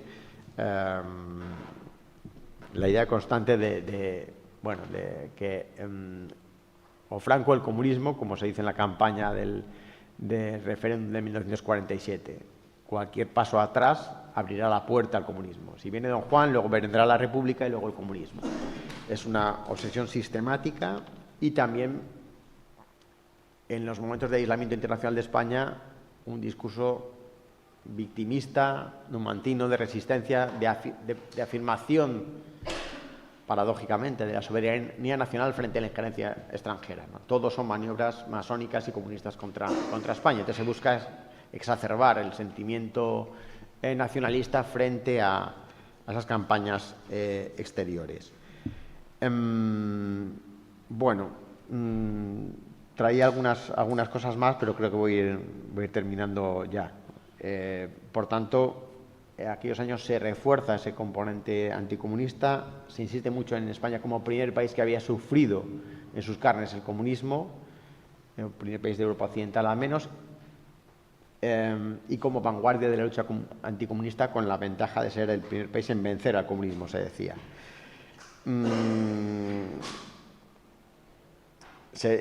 Para estudiar el anticomunismo de esta época, aparte de los discursos de la prensa, hay toda una serie de materiales, hay muchos textos de intelectuales, de profesores, de Kurzgrau trae algunas cosas suyas. Hay muchos materiales de propagandistas más sencillos. Antes hablábamos de Mauricio Karl, uno de sus grandes discípulos. Comín Colomer, pues tiene un montón de textos. Y esos libritos de temas españoles que tanto se vendían en la época, esos folletitos que se vendían en los kioscos, son muy interesantes. Se me ha olvidado lo he dejado en el hotel, pero traía el de Togliatti en España, que es muy interesante, dice todo tipo de barbaridades, ¿no? Pero que tuvieron una enorme difusión en su época. Entonces, para estudiar estos lugares comunes sobre el anticomunismo serían muy interesantes. Bueno, yo creo que lo principal lo he dicho, así que las conclusiones no hacen falta porque ya están enunciadas antes, ¿no? La vinculación entre anticomunismo y nacionalismo y cómo progresivamente se va reforzando cada vez más en la identidad y en la presencia en las culturas políticas derechistas de ese componente anticomunista, ¿no? Y además cualquier otra cosa la podemos luego en el debate comentar. Así que muchas gracias por la paciencia.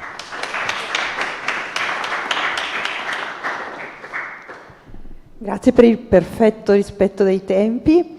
E ora l'ultimo intervento, Marco Cipolloni, che è ordinario di lingua spagnola, traduzione specialistica e business Spanish presso la Sapienza di Roma, e in precedenza è stato ricercatore a Torino, professore associato a Brescia e per oltre 20 anni ordinario a Modena e Reggio Emilia. Lo conosciamo tutti, redattore della rivista Spagna Contemporanea e direttore della collana Nostalgia de Nuevos Mundos, Exilios, Utopías, Viajes y Migraciones hacia y desde il mondo hispanico, pubblicata a Vigo dall'Accademia de Hispanismo.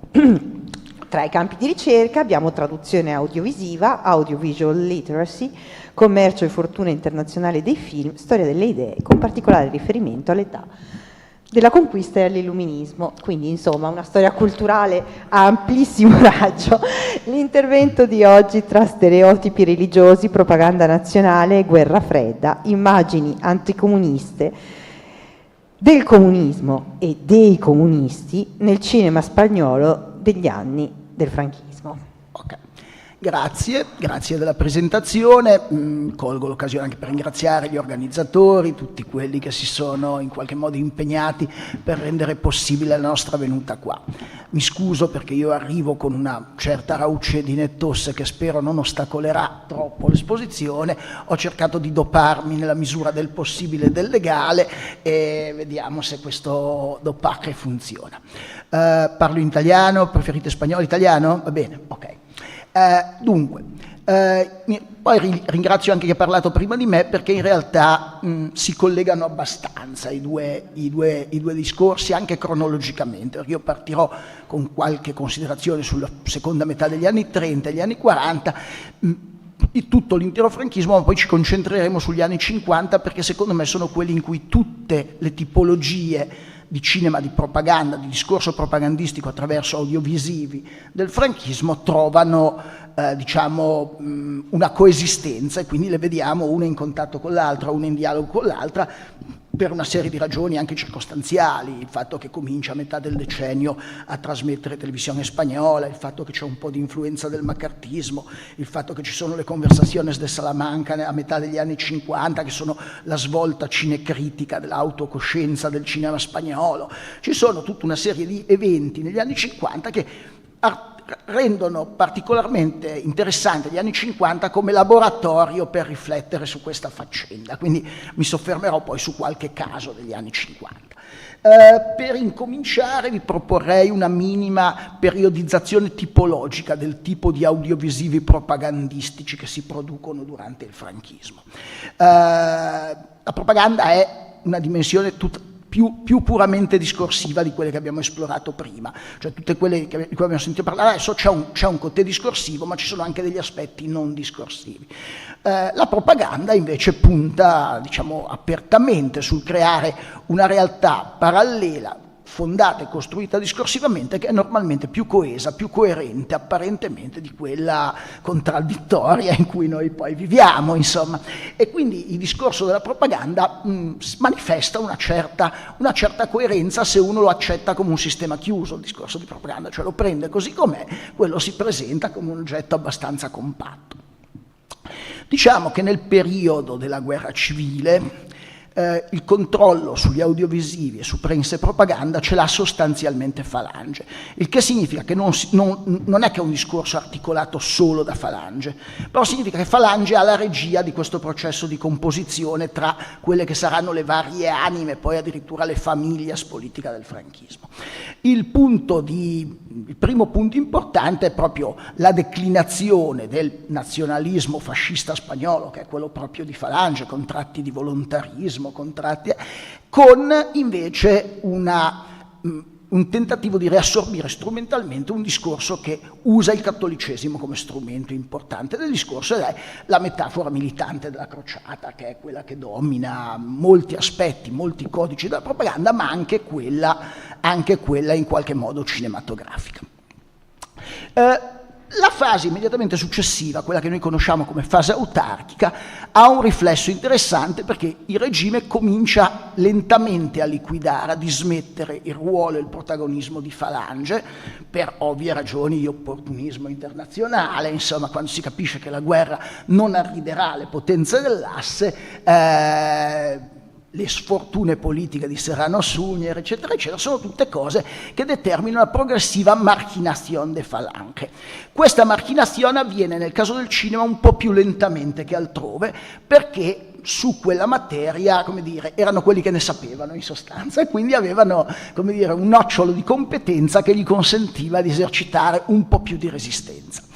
In tutta la fase autarchica la cosa curiosa è che troviamo molti film, alcuni anche di coproduzione, perché poi l'altro problema del cinema franchista è la propaganda interna, cioè i film che per qualche ragione non escono comunque dalla Spagna, funzionano solo come un prodotto di consumo interno, e invece quelli che riescono ad aspirare attraverso circuiti particolari, che ne so, le sale parrocchiali o cose del genere per i film religiosi, ad avere invece una circuitazione internazionale, oppure usando la chiave della coproduzione, oppure la chiave della comunità linguistica con l'America Latina. Per cui ci sono alcuni prodotti di propaganda con cui il regime tenta di accreditare la propria immagine fuori dalla Spagna. Ci sono una serie di prodotti che in qualche modo sono invendibili fuori dalla Spagna e funzionano solo all'interno del coto serrado della dittatura.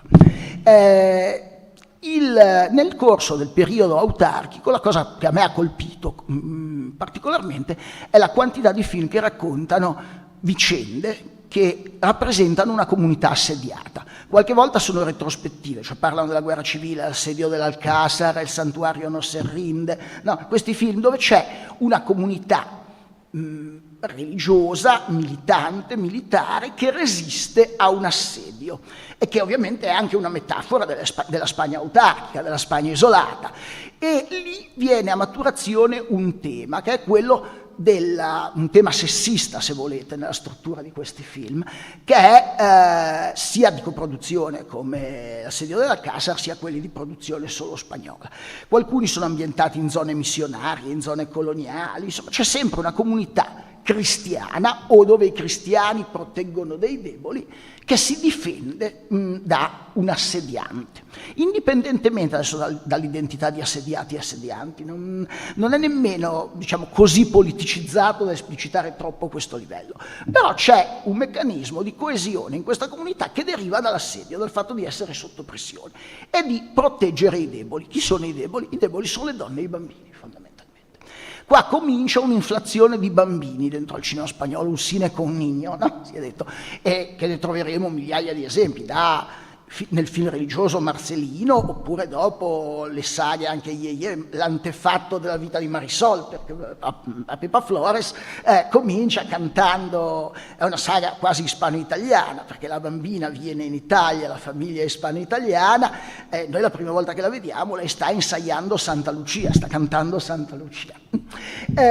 Quindi abbiamo questa comunità assediata che diventa, come dire, la sala parto di questa promozione di bambini e donne da proteggere, no?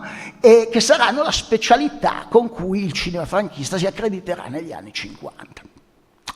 Negli anni 50 appunto c'è questa grande produzione di film, soprattutto religiosi, con una componente miracolistica, il bambino, spesso orfano, e qua c'è un aspetto storico, se vogliamo, cioè essere usciti dalla guerra civile, dalla fase autarchica. Ci sono un sacco di bambini che sono orfani, sono cresciuti senza i genitori, sono cresciuti separati dalla famiglia, ci sono tutti questi temi anche come l'idea di separare i bambini dalle famiglie, pensate a tutta la propaganda franchista sulla questione dei niños de Russia, per esempio, no? Ecco, c'è questa idea che è un'idea storica, però spesso questi film sono ambientati per prendere distanza dal tema, infatti non sono quasi mai esplicitamente anticomunisti, perché ti raccontano una storia che è o nel passato, Marcellino è nell'Ottocento, o è altrove, nelle colonie, in una terra di missione, in Portogallo, dove le apparizioni di Fatima, eccetera. No? Ci sono tutta una serie di meccanismi di dislocazione nello spazio, nel tempo, però diciamo il tema del materialismo è il convitato di pietra di questa roba. Prendiamo Marcellino. L'antefatto c'è una guerra di invasione francese della Spagna, che noi sappiamo essere la guerra napoleonica, insomma. Dopodiché i resti di un castello vengono trasformati in monastero dai frati, poi ai frati portano un bambino, il bambino cresce con i frati e parte la storia di Marcellino. No?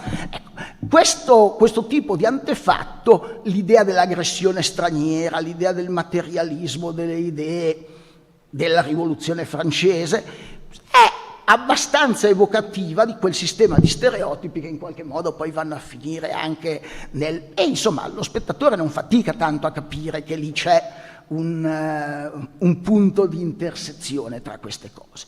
Però c'è un paradosso. Il film di Marcellino ha alcune sequenze molto materialiste. All'inizio i frati rifanno il convento. Io la prima volta che l'ho visto in una sala parrocchiale a Bolzaneto. È stato il primo film spagnolo che io ho visto nelle due lingue. L'ho visto prima in italiano nella sala parrocchiale di Bolzaneto e poi l'ho visto in Spagna dove ero andato in vacanza, programmato da TVE nei primi anni 70. E questa scena mi è rimasta impressa anche da bambino. Cioè c'erano questi contadini del villaggio, lavoratori del villaggio, che prendono in giro i frati perché i frati non sono bravi a fare i lavori di costruzione del convento. Lì li prendono in giro, li vediamo derisi, è una scena molto breve, e poi decidono, dice: ma voi cosa siete venuti a prenderci per il sedere? Dice: no, siamo venuti a darvi una mano perché voi non siete capaci, ve lo facciamo noi il monastero.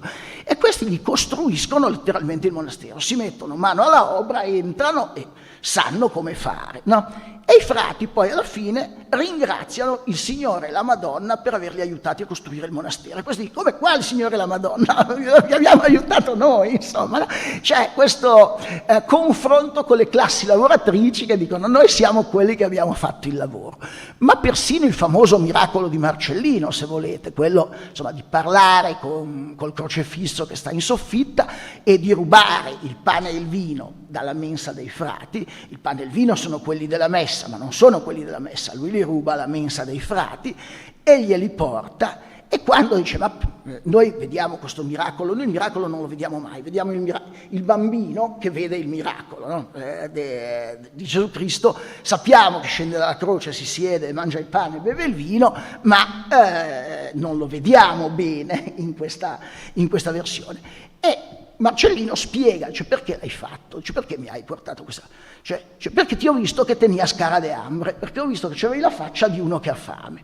Ecco, io quando avevo visto il film in Italia, erano gli anni, io sono cresciuto a Genova, in cui cominciava a circolare la ballata del pescatore di De André, no?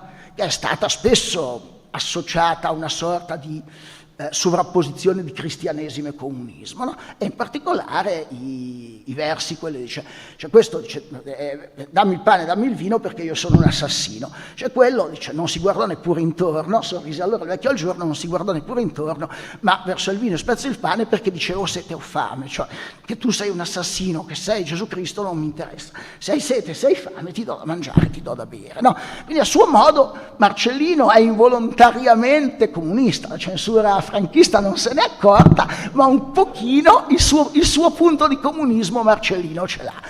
Però ci sono anche film religiosi, anche precedenti, più esplicitamente anticomunisti. Il più esplicito di tutti è un film sul miracolo di Fatima, anche questo visto nello stesso cineclub che dicevo prima, al cinema parrocchiale.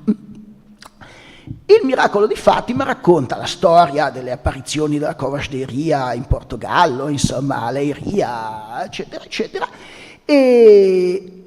però racconta anche la storia assolutamente anacronistica, propagandistica, di un sindaco di un paese, di Uren, del paese di Uren, che è il comune grande, diciamo, di cui fa parte Fatima e la Cova de Iria come territorio, che vanno e cercano di, come dire, convertire al comunismo gli abitanti che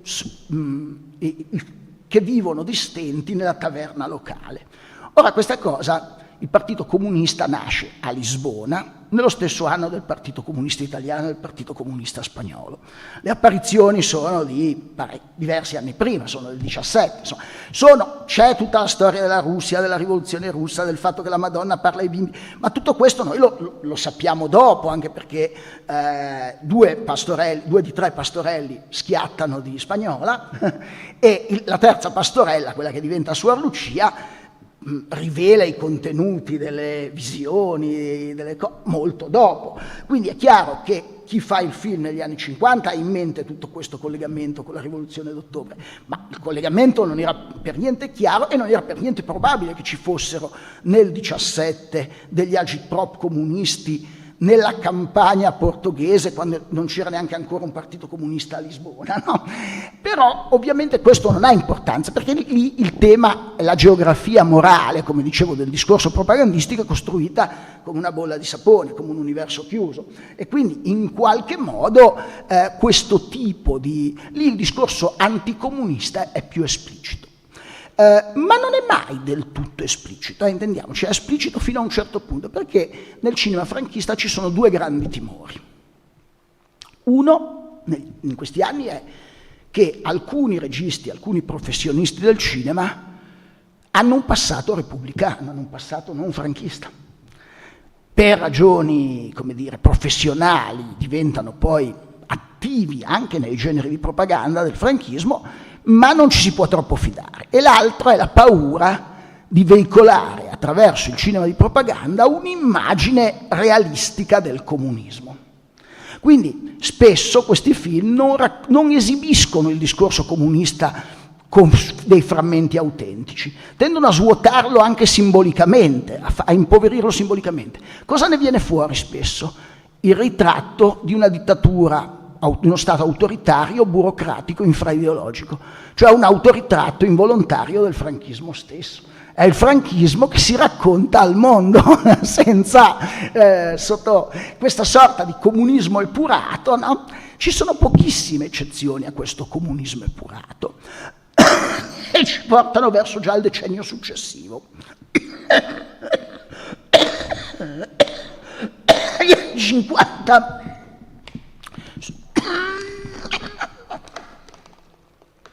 sono definiti spesso dalla storia economica come il decennio bisarca, no? Il decennio bisagra. E lì abbiamo una lenta trasformazione attraverso questi generi del cinema religioso, per esempio, se prendiamo fin di inizio decennio, di metà decennio, di fine decennio, vediamo abbastanza bene una cosa, che piano piano il meccanismo di questa retorica anticomunista si allontana dalla politica, dalla militanza, dalla memoria della guerra civile e comincia a riarticolare il suo discorso, anche in parallelo con un po' di ricezione della guerra fredda e del maccartismo, insomma, che aveva lasciato il suo segno nel cinema americano, però comincia a riarticolare questo discorso a una sorta di anticomunismo più economico, cioè come dire, ciò che consente di andare oltre il comunismo, lo strumento con cui si spera di battere il comunismo, non è più la politica o la guerra, ma è l'economia. Cioè il tema è se la Spagna è un discorso che poi prenderà il volano desarrollista negli anni 60 e diventerà proprio, come dire, una sorta di propaganda, i film turistici, le comedietas de Sol y Playa, eccetera, eccetera, in cui si dice, noi il comunismo lo battiamo sul piano materiale, i paesi comunisti sono poveri, no? I paesi comunisti mortificano, e questo lo vediamo molto in un sottogenere del cinema franchista, che è quello ambientato nei paesi dell'est. Cioè tutta una serie di film, il più famoso è forse Los Ases buscan la paz, che è la storia di Laszlo Kubala, che fugge dall'Ungheria e diventa una stella del Barcellona Calcio, no? Passa a Occidente, ma ce ne sono dove il perseguitato è un ballerino o una ballerina, cioè dove è una comunità religiosa, le persecuzioni dei cattolici nell'Europa orientale. E lì, come dire, si produce un'immagine finta, artefatta dell'Europa orientale, che questi film raccontano, filmando però le scene in Spagna, ovviamente, filmando in location reali, alle volte riconoscibili della Spagna, insomma. E quindi c'è questo mondo dell'est europeo un po' immaginario, ricreato, no? All'interno di questa logica. Ma questo filone, che diventa molto comune poi negli anni 60, con film anche di coproduzione col Messico, come Il Niño y el Muro, dove ci sono i due bambini che giocano di qua e di là dal muro di Berlino, e addirittura il muro segna proprio anche un cambiamento di tempo atmosferico. Di là dove c'è la bimba che sta a est piove, di qua dove c'è il bimbo che sta a ovest c'è il sole, loro fanno un buco nel muro e si passano la palla, però c'è proprio un cambiamento persino di tempo atmosferico da un lato all'altro del muro. Ma prima di arrivare a questo c'è un film di metà anni 50, adesso vi parlo di un paio di film per darvi esempi dei casi più problematici. Questo è un film del 55, è una commedia demenziale di ispirazione teatrale. L'idea è sviluppata su un'idea teatrale di Miguel Miura, che è un umorista della generazione dell'Otro 27, insomma di quelli tipo la Codorniz, per capirci, ecco, quella roba lì. E si chiama Suspenso in comunismo, è uno dei pochissimi che ha il comunismo nel titolo e dove compaiono in maniera esplicita la falce e il martello, la faccia di Lenin, la faccia di Stalin, la faccia di Marx, degli slogan comunisti deformati, delle cose. Ed è la storia di una fantomatica scuola di comunismo per esuli spagnoli nel sud della Francia, più o meno nella regione di Tolosa, dove c'è una dogmatica maestra di comunismo che li indottrina e li concupisce sessualmente questi poveri spagnoli, e quello di cui lei vorrebbe approfittare e i suoi due amici li sceglie per un viaggio premio in Spagna, per realizzare un'operazione per sabotare il turismo in Spagna. Questa cosa si chiama Operación Apagón. Loro non ce l'hanno fatta allora, ma ce l'hanno fatta un mese fa. Un mese fa c'è stato il trionfo importante dell'Operazione Apagón, no? Effettivamente ha funzionato l'operazione, ci hanno messo tanto. Questi vanno in Spagna, alla frontiera è tutto così segreto, così organizzato segretamente, che loro non riescono a identificare chi è il loro contatto che li doveva portare a Madrid, ma parlano con un prete che li manda a una piccola pensione gestita dalla sorella, che è una donna devotissima e che ha il figlio che lavora nella Guardia Civile. Ed è, credo, il Guardia Civile più cioè rispetto a questo qui Torrente, il braccio tonto della lei, è un intellettuale, cioè proprio è un uomo di una... E questi, i loro commenti sono: quanto è astuto il Partito Comunista, che copertura perfetta, chi potrebbe immaginare che questa è la copertura, il partito è fortissimo, il partito è... E poi si trovano, loro ascoltano le trasmissioni radio della propaganda dell'esilio di nascosto, e si trovano in questa curiosa situazione. Invece Madrid si presenta come una città piena di luci, bellissima, tutta felice, vengono concupiti da prostitute dal cuore d'oro, fanno una piccola escursione nella Safueras, trovano la fidanzata, gli viene offerto il lavoro, è proprio, come dire, l'albero della cuccagna, la Spagna di Franco, no? È ricca, prospera, felice, libera, e il loro comunismo va in crisi. Loro riscoprono anche che gli è mancato tanto la rivalità tra l'Atletico e il Real, tra il Real e il Barcellona, sognano di andare allo stadio, poi non riescono a realizzare la loro operazione, vengono condannati a ripetere l'intero corso di comunismo a Tolosa, decidono di tornare in Spagna. Arrivano senza documenti ma con il calendario del football, dicendo che vogliono andare a vedere la partita.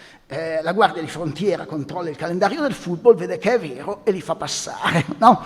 E loro arrivano a vedere, è ovviamente una fantasmagoria assoluta, arrivano, è il momento della loro conversione, quando vedono la partita e l'arbitro fischia un rigore a favore, nel caso o del Barcellona o dell'Atletico, non mi ricordo, contro il Madrid, che è la loro squadra. Uno di loro dice: se adesso un rojo! No, e il film finisce così, con loro che gridano, si sono liberati del loro comunismo, in sostanza. Ora, che cosa ne deduciamo? Che il film più esplicito nel parlare, nel evocare un'immagine riconoscibile del comunismo nei simboli, è un film che ovviamente prende in giro questa cosa, cioè solo dentro la cornice dello scherzo, l'ultima cosa che vi dico, perché poi credo che il tempo sia tirannissimo, è invece che per tutto questo decennio di cui abbiamo parlato sopravvive in un numero di produzioni non altissimo, ma la riarticolazione di un discorso falangista. Vi faccio 3 brevi esempi, anche perché uno entronca bene con una delle cose che diceva lui. Il primo è un film del 51, che è Surcos, che è un film sulle migrazioni interne, sulla gente che dalla campagna va a vivere in città. E lì si costruisce un discorso riconoscibilissimamente falangista nei suoi supuestos, ma che riarticola temi che erano temi di cui parlava anche la propaganda, diciamo, dei partiti in clandestinità e del partito in esilio, cioè il grande dramma della migrazione dal sud alle città, eccetera, eccetera, la trasformazione delle città.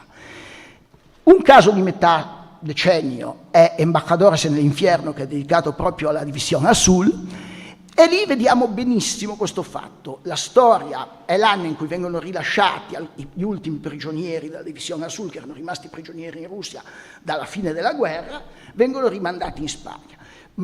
C'è un libro che racconta questa storia, che è un libro di propaganda molto falangista. Ne traggono un film, ma il film, per volontà delle autorità, che non volevano articolare troppo il discorso falangista, diventa una cosa tutta sull'onore militare e sull'essere intransigentemente fedeli al cattolicesimo, al cristianesimo. Il film esce e le associazioni dei reduci della División Azul prende le distanze dal film, si arrabbia moltissimo, cioè no, noi andiamo là a combattere il comunismo, loro volevano riconosciuto il loro approccio volontarista e fascista in questa cosa, non il loro approccio, non questa, diciamo, ricomposizione militaresca, castrense, nazionalista e cattolica. E in più c'è il fatto che il film rimuove completamente il fatto che la División Azul fu inquadrata come un reparto della Wehrmacht, non fu inquadrata, erano andati là come se erano dei volontari spagnoli che conformavano un reparto a tutti gli effetti dell'esercito tedesco nazista, mentre lì sembra, come dire, che siano un corpo militare spagnolo che va fuori. L'altro film dove si vede molto il tema falangista è un film degli inizio anni 60, del 60, ed è La Paz Empieza Nunca, che è uno dei film sulla su un falangista che si infiltra per combattere il maquis, per combattere la resistenza antifranchista interna. E lì abbiamo una curiosa cosa: per tutto il film si capisce benissimo che il discorso è anticomunista, però tutti i simboli, le scritte, le sigle che vediamo non sono mai con la falce e il martello e il Partito Comunista. C'è di tutto, tutte le sigle possibili, il FAI, ecco, perché anche lì c'è una rimozione. Poi curiosamente questo film evidenzia un aspetto che per tutti gli anni 50 circola in vari film, e cioè il tentativo di produrre attraverso un film bellicista, in fondo, la pace non comincia mai, la guerra contro il marxismo è eterna, un discorso che però è molto simile a quello dei 25 años de paz, della retorica pacifista del regime. Cioè, quindi ci sono momenti in cui quello che interpreta il falangista dice: in fondo noi e loro vogliamo la stessa cosa, solo che la vogliamo in modo diverso, noi la vogliamo in nome della nazione, loro la vogliono in nome di un ideale astratto di giustizia sociale. Cioè, ma evidenzia molto un aspetto di, come dire, di possibile assimilazione di questo materialismo all'interno di una prospettiva che potrebbe essere più organica al regime. È chiaro che è un discorso di captazione, è un discorso che ha tutte le ambiguità del codice della pacificazione poi propagandata dal franchismo negli anni 60, però è curioso trovarli in uno dei film che segnano il perdurare di una prospettiva falangista. E anche qua poi è interessante chi li fa questi film. Il regista è Klimovsky, che è un regista argentino per niente falangista, e Marciaccia come attore, che addirittura era un attore notoriamente antipatizzante rispetto al regime, no? Cioè, e addirittura c'è una lettera dove uno dice all'altro, dice: che cosa facciamo noi in un film così fascista? Cosa ci facciamo noi in questa cosa così fascista, no? Che conclusione possiamo trarre veramente telegrafica, perché così faccio contenta la Deborah? Che secondo me gli anni in cui convivono tutte queste declinazioni del discorso propagandistico ci fanno riflettere sul fatto che, per esempio, la propaganda franchista è molto diversa dalla propaganda anticomunista, per esempio, del cinema americano, no? del maccartismo. A metà degli anni 90 il Festival di San Sebastiano ha fatto 2 retrospettive parallele. Una che si intitolava La pesadilla roca, che era sul cinema anticomunista americano, c'era un muestrario di film della guerra fredda americani, e dove si vedeva veramente che erano un-American, no? Incompatibili con l'America. Il comunismo non è neanche anti-americano, è un-American, proprio non ci azzecca con il sogno americano, con l'American way of life, no? Ecco, mentre tutto il cinema di propaganda franchista insiste sul fatto che la minaccia del comunismo, e questa seconda retrospettiva si chiamava La pesadilla roca del general Franco, che rispetto alla pesadilla roca originale, diciamo, aveva questa caratteristica, che il problema, la pericolosità del comunismo in Spagna, secondo la propaganda del regime, era che il comunismo, questo comunismo depotenziato, svuotato dei simboli, trasformato in una parodia di un regime autoritario, burocratico e corrotto, ci assomiglia troppo. Cioè, la pericolosità è che sembrano come noi, che in fondo non sono diversi da noi. Sono divisi in 2 tipologie i personaggi dei comunisti: quelli che sono ingannati, cioè dei poveri diavoli che sono come noi, a cui l'hanno raccontata male, e quelli che sono invece davvero comunisti, ma che sono tutti stranieri. Vengono da fuori, non hanno niente a che vedere con la Spagna, sono dislocati da un'altra parte, in un altro tempo nel passato o in un altro spazio, che può essere coloniale, può essere un altro paese, può essere oltrecortina. Cioè, in realtà, noi abbiamo questi 2, se noi confrontiamo le 2 pesadillas, quella maccartista e quella, diciamo, franchista, cioè, il problema è che i comunisti sono troppo diversi per poterli assimilare. Cioè, no, i comunisti sono pericolosi perché ci assomigliano troppo in questo modo con cui noi li rappresentiamo. E secondo me è davvero un paradosso, insomma, che tra l'altro si iscrive in un paradosso più grande del cinema franchista, di propaganda in generale, non solo quello legato all'immagine delle classi lavoratrici, dei comunisti, eccetera, eccetera. E cioè che il franchismo costruisce in realtà una abbastanza sofisticata propaganda di smobilitazione. Cioè noi siamo abituati nel Novecento a che la propaganda fondamentalmente serve a mobilitare, no? Tutti gli studi sulla propaganda sono la propaganda che mobilita. Il franchismo tirava una propaganda che smobilitasse, insomma, e questo è ovviamente... E il paradosso della rappresentazione dei comunisti sta dentro a questo paradosso più grande. Grazie.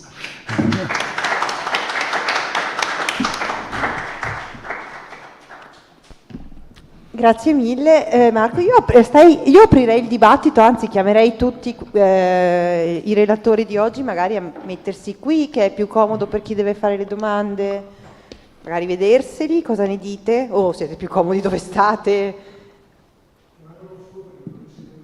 Esatto. Venite, non lasciatemi qua da solo. No, infatti. Quindi Alfonso, Marcella e Julian. Se mi fai il favore magari di andare in fondo, anche se piccoli. Sì. Ecco, e tu vai in fondo di qua, Marco, così ci stiamo tutti. Salutiamo Walter. Ciao Walter. Ciao Walter. Ciao, bravo. Quindi io aprirei il dibattito, chiederei se ci sono... Chiederei se ci... Alfonso? È uscito. È uscito. Perfetto, scusate i pantaloni. Chiederei se ci sono... domande fin da ora, altrimenti ok. Certo. Beh, innanzitutto dire che tutte le vostre relazioni sono state estremamente interessanti. In ordine di tempo, proprio l'ultima vorrei chiedere a Marco se rispetto al cinema italiano ci sono dei modelli che vengono ripresi, non lo so, dal cinema di Peppone Don Camillo, soprattutto in questo cinema che fa qualche ironia su come i comunisti possono essere visti. Sì. Aspetta, faccio qualche altra domanda. Alla Marcella Aglietti ti vorrei chiedere, appunto, se non mi sbaglio, in mezzo a tutti i profili di sovversivi che hai visto, il fantasma italiano non c'è, o no? Perché io penso quelle cose che erano uscite anni fa, sugli studi che ha fatto il nostro Claudio Venza, sugli anarchici, come il fantasma degli anarchici alla fine dell'Ottocento, Paolo Schicchi che andava su e giù, Enrico Malatesta, e quindi il fantasma anarchico, il fantasma degli italiani, che poi gli italiani a Barcellona sono una comunità molto importante e anche di un pericolo, diciamo, sovversivo indiscutibile. Continuando con le domande, approfitto visto che è arrivato Alfonso. Alfonso, pensando appunto quando parlavi della necessità di andare indietro sull'anticomunismo, io stavo pensando, perché anche a radice di quello che ha spiegato la Marcella Aglietti, che nel 1917 iniziano ad arrivare i profughi russi e quindi danno tutta un'immagine del terrore rivoluzionario. Se dovessimo proiettare questa immagine della paura alla rivoluzione, allora il periodo rivoluzionario francese della fine del Settecento sarebbe anche forse dove mettere l'orologio l'unica cosa è vedere se abbiamo le forze per farlo. Infine a Julian l'ultima domanda, visto per fare qualche domanda per avvivare la tavola rotonda. Quando hai fatto tutta l'analisi del discorso, che è interessantissima, mi sono perso un attimo sulle fonti che avevi utilizzato, se era solo avevi utilizzato qualche rivista o se erano unicamente libretti o le opere di alcun autore, come l'hai detto, che li hai citati, l'Onesimo Redondo o l'infabile lì Colomer, autore di una grande propaganda anticomunista. Beh, grazie. Allora, raccogliamo questi primi tre, poi vi do la parola per rispondere. Prendete appunti. Sì, io ringrazio tutti per gli interventi davvero interessanti. Una domanda che in realtà non è un tema che si è trattato, in parte sì, Marco, no? Entra un po' almeno nel periodo storico che tu trattavi, che a me sembra un momento interessante per analizzare appunto la propaganda franchista, una serie di discorsi, di immagini, eccetera, che è la Eurocoppa, o come si chiamava in quel momento, del 1964, con la finale tra la Spagna e l'Unione Sovietica, nell'anno dei 25... Marcelino marcando de cabeza un gol. Nell'anno appunto dei 25 anni di pace, ecco, quindi magari non so se lì avete qualcosa sotto mano, perché credo che sarebbe interessante magari riflettere su questo. E l'altra cosa era una riflessione generale che si collega anche all'ultima cosa che diceva Giovanni. Beh, io credo che, mi sembra di aver capito, c'è più o meno un certo consenso nel capire che 1789 è l'anno non solo che apre la storia contemporanea, per quanto insomma ci hanno spiegato, ma in cui tutta questa serie di discorsi che adesso noi stiamo cercando di capire, no, o di mettere sotto il cappello dell'anticomunismo, in realtà iniziano, o poi, non essendo esperto di storia moderna, magari in realtà anche lì continuano, no? e hanno un'accelerazione potente, perché insomma ci sono sempre continuità e rotture, no? Però a me sembra assolutamente chiave questo, quindi alla fine Alfonso l'aveva detto, anche Julián se non ricordo male, o Marcella, eccetera, ma a me sembra che la questione chiave di fondo sia il rigetto dei valori rappresentati dalla Rivoluzione francese con tutto quello che ciò comporta. E se noi andiamo a leggere quelli che sono i testi di intellettuali fascisti o di estrema destra, in fin dei conti questa è la radice che mette in comune tutte le famiglie politiche di quella che è la destra autentica, estrema, fascista, ipernazionalista, che è il rigetto del razionalismo, il rigetto dell'illuminismo e il rigetto della Rivoluzione francese. E quindi, no, da Evola allo stesso, no, agli stessi neofascisti francesi, in fin dei conti c'è il rigetto della modernità. Ecco, e allora la modernità della Rivoluzione francese è il liberalismo, è il parlamentarismo, no? È la difesa, cioè è il contrario, è autorità, tradizione, identità, ma è poi anche appunto il socialismo e il comunismo. E quindi c'è questa storia, lo stesso Alain de Benoist, tutti vanno lì, poi hanno delle differenze, vedono altre cose, e quindi è logico che l'anticomunismo viene ad essere, no, questo spauracchio utilizzato per dire tante altre cose, no? O si utilizzano altri termini per metterci in mezzo anche il comunismo, quando in realtà si sta parlando di qualcosa che è il rigetto della modernità. Sì. Sì, io un po' seguendo questa linea di cui già ha parlato Steve, cioè perché Alfonso all'inizio parlava di esistono più anticomunismi. Sì, esistono, ma anche coesistono, cioè nel senso che si formano, cioè non è che uno tolga l'altro. Infatti secondo me è una linea che potremmo utilizzare noi, cioè alla fine questa coesistenza, il che non toglie che in un periodo tenda a dominare, un po' come è stato detto anche da altri, tenda a dominare una forma o a predominare un discorso anticomunista particolare, cioè adattandosi al periodo. È chiaro che nel 1917 il discorso anticomunista predominante era quello che si riferiva alla rivoluzione sovietica, però in altri periodi possono essere forme come ha detto Steven.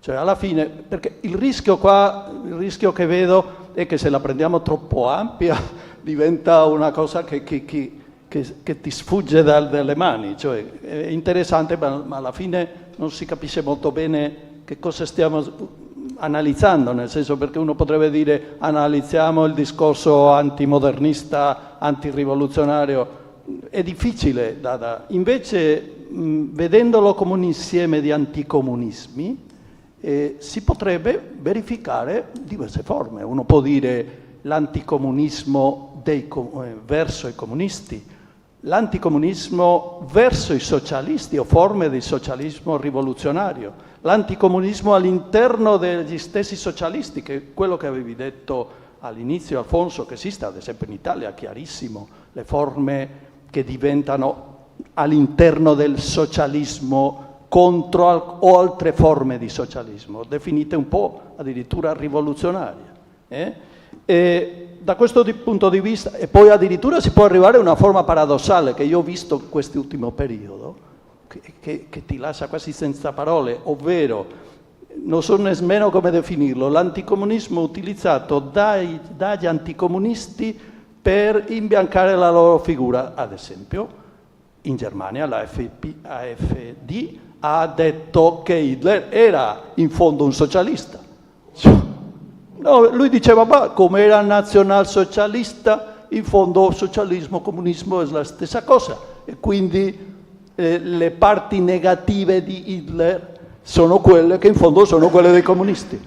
Questo è stato già fatto in Italia con Mussolini, quando venivano attribuite a Mussolini la parte negativa, quella socialista. La seconda questione riguarda l'importanza del linguaggio. Cioè, alla fine, qua parliamo del linguaggio, di come viene attribuito, del lessico. Cioè, veramente, io non è che, facendo dalla mia veste mista, diciamo, però veramente qua il lessico è fondamentale, come vengono definite. E direi anche non solo il lessico di dire come sono definiti gli anticomunisti, ma addirittura i colori. È interessante questo de los rojos, riferimento a los rojos. Potrebbe anche essere vedere dove in Spagna nasce, poi è chiaro a quanto è collegato alla guerra, alla rivoluzione, ma questi riferimenti ai colori all'interno del discorso anticomunista può essere anche interessante anche periodizzarlo, perché non è detto che sia, è chiaro che nella guerra civile erano i rossi, eccetera. Esatto, infatti nasce prima, probabilmente nella fase della rivoluzione sovietica, però in realtà già le organizzazioni socialiste avevano già il colore rosso e quindi anche questo potrebbe essere interessante analizzarlo. E quindi era questo. Ecco, grazie.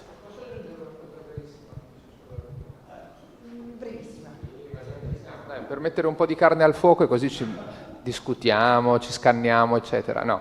Allora, perché in fin dei conti la proposta di Alfonso, voglio dire, al di là poi di momenti specifici della storia spagnola, questioni molto precise, in realtà la volontà è stata quella di trovarci, dibattere se questa categoria ha senso, se questa categoria è utile, eccetera, eccetera, eccetera.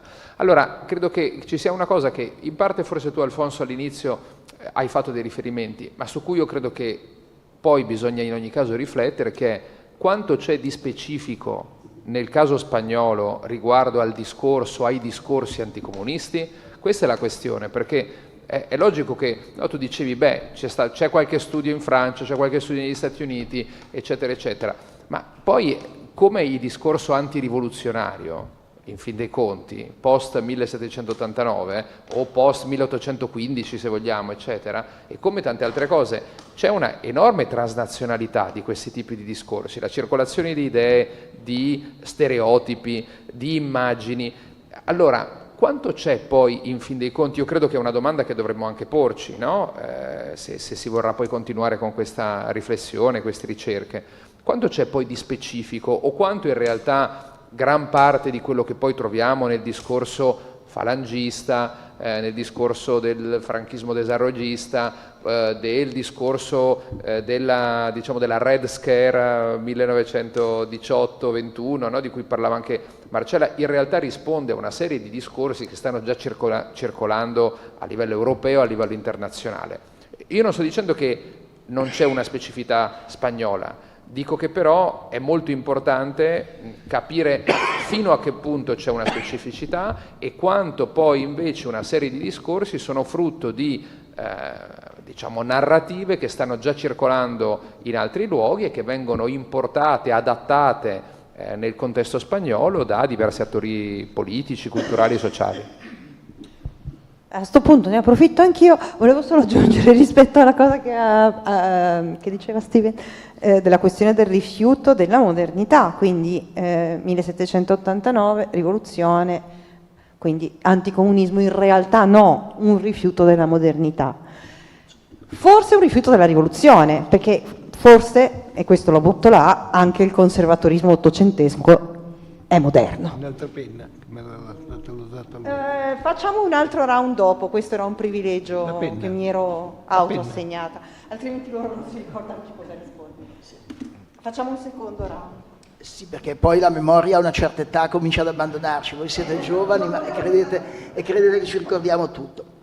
No, allora, cinema italiano, rapporti con il cinema italiano. Sì, ci sono. Nel corpus, per esempio, di cui abbiamo parlato, la saga di Marcellino ha poi un ultimo film, Totò e Marcellino, che è una cosa un po' strana, dove Pablito Calvo fa un personaggio che non è Marcellino, ma di fatto è Marcellino, e Totò ci mette una parte italiana del fatto che ci fossero rapporti con l'Italia nella saga di Marisol, più o meno l'ho già accennato, ma poi addirittura c'è. Io non sono arrivato agli anni 60 perché poi il tempo era tiranno, ma uno dei punti più di torsione più interessanti del discorso anticomunista e dei suoi limiti all'interno del cinema franchista in coproduzione con l'Italia non sono solo i casi degli anni 40 tipo l'assedio dell'Alcázar, ma sono quella grande produzione che comincia nei tardi anni 50 di cinema seriale ispano-italiano, compresi gli spaghetti western,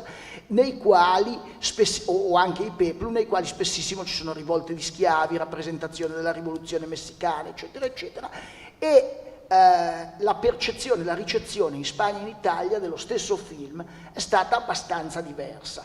Per esempio, l'uso della parola compagni, in titoli come Vamos a matar compañeros, in Italia rende molto evidente il sottotesto comunista rivoluzionario di questi film. La parola compañeros non evoca per niente lo stesso contenuto in Spagna, perché la parola che identifica la fratellanza politica internazionalista è camaradas, no?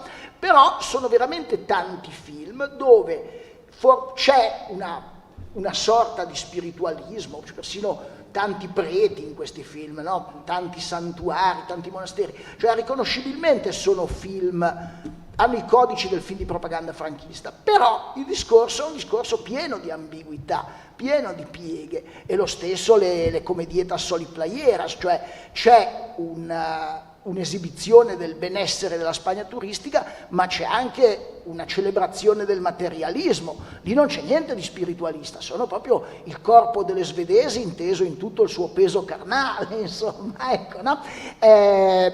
Colori, mi vengono in mente due cose. Uno è un film del 41 che è il primo film di contenuto riconciliazionista, tanto che poi non ottiene il visto di censura, un film di propaganda franchista che non ottiene il visto della censura. Ce ne sono diversi casi in cui, come dire, se evoca un po' troppo il fantasma del nemico in maniera troppo realista non lo facciamo distribuire. E si intitola Rojo y Negro, e questi finiscono dandosi la mano nel cratere della bomba che li ammazza entrambi, insomma, alla fine del film.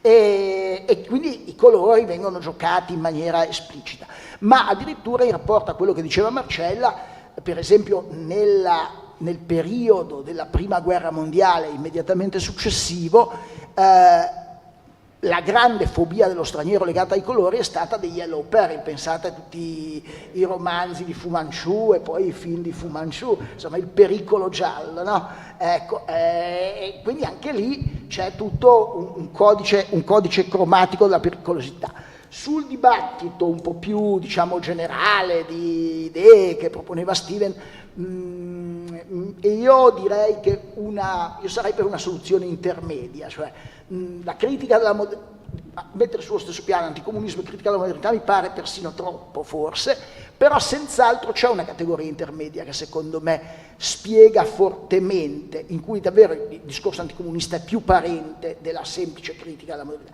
che è il discorso, la critica dell'internazionalismo, cioè quello su cui in qualche modo tutte le correnti del nazionalismo sono, come dire, reazionarie nel profondo, è proprio l'idea che ci sia qualcosa che circola internazionalmente, che funziona con un'identità transnazionale, l'identità transnazionale del lavoro, eccetera. E qua io forse direi anche, c'è un altro aspetto importante che è proprio un aspetto di materialità del lavoro, cioè la rappresentazione dell'attività trasformativa della realtà è una delle cose che, come dire, separa molto il modo di parlarne dei comunisti dal modo di parlarne degli anticomunisti, no? Cioè l'attività trasformativa per i nazionalisti, per i reazionari, è fondamentalmente un'attività spirituale, per gli internazionalisti marxisti, anarchici, socialisti, eccetera, eccetera, è fondamentalmente una trasformazione materiale, la realtà è il lavoro.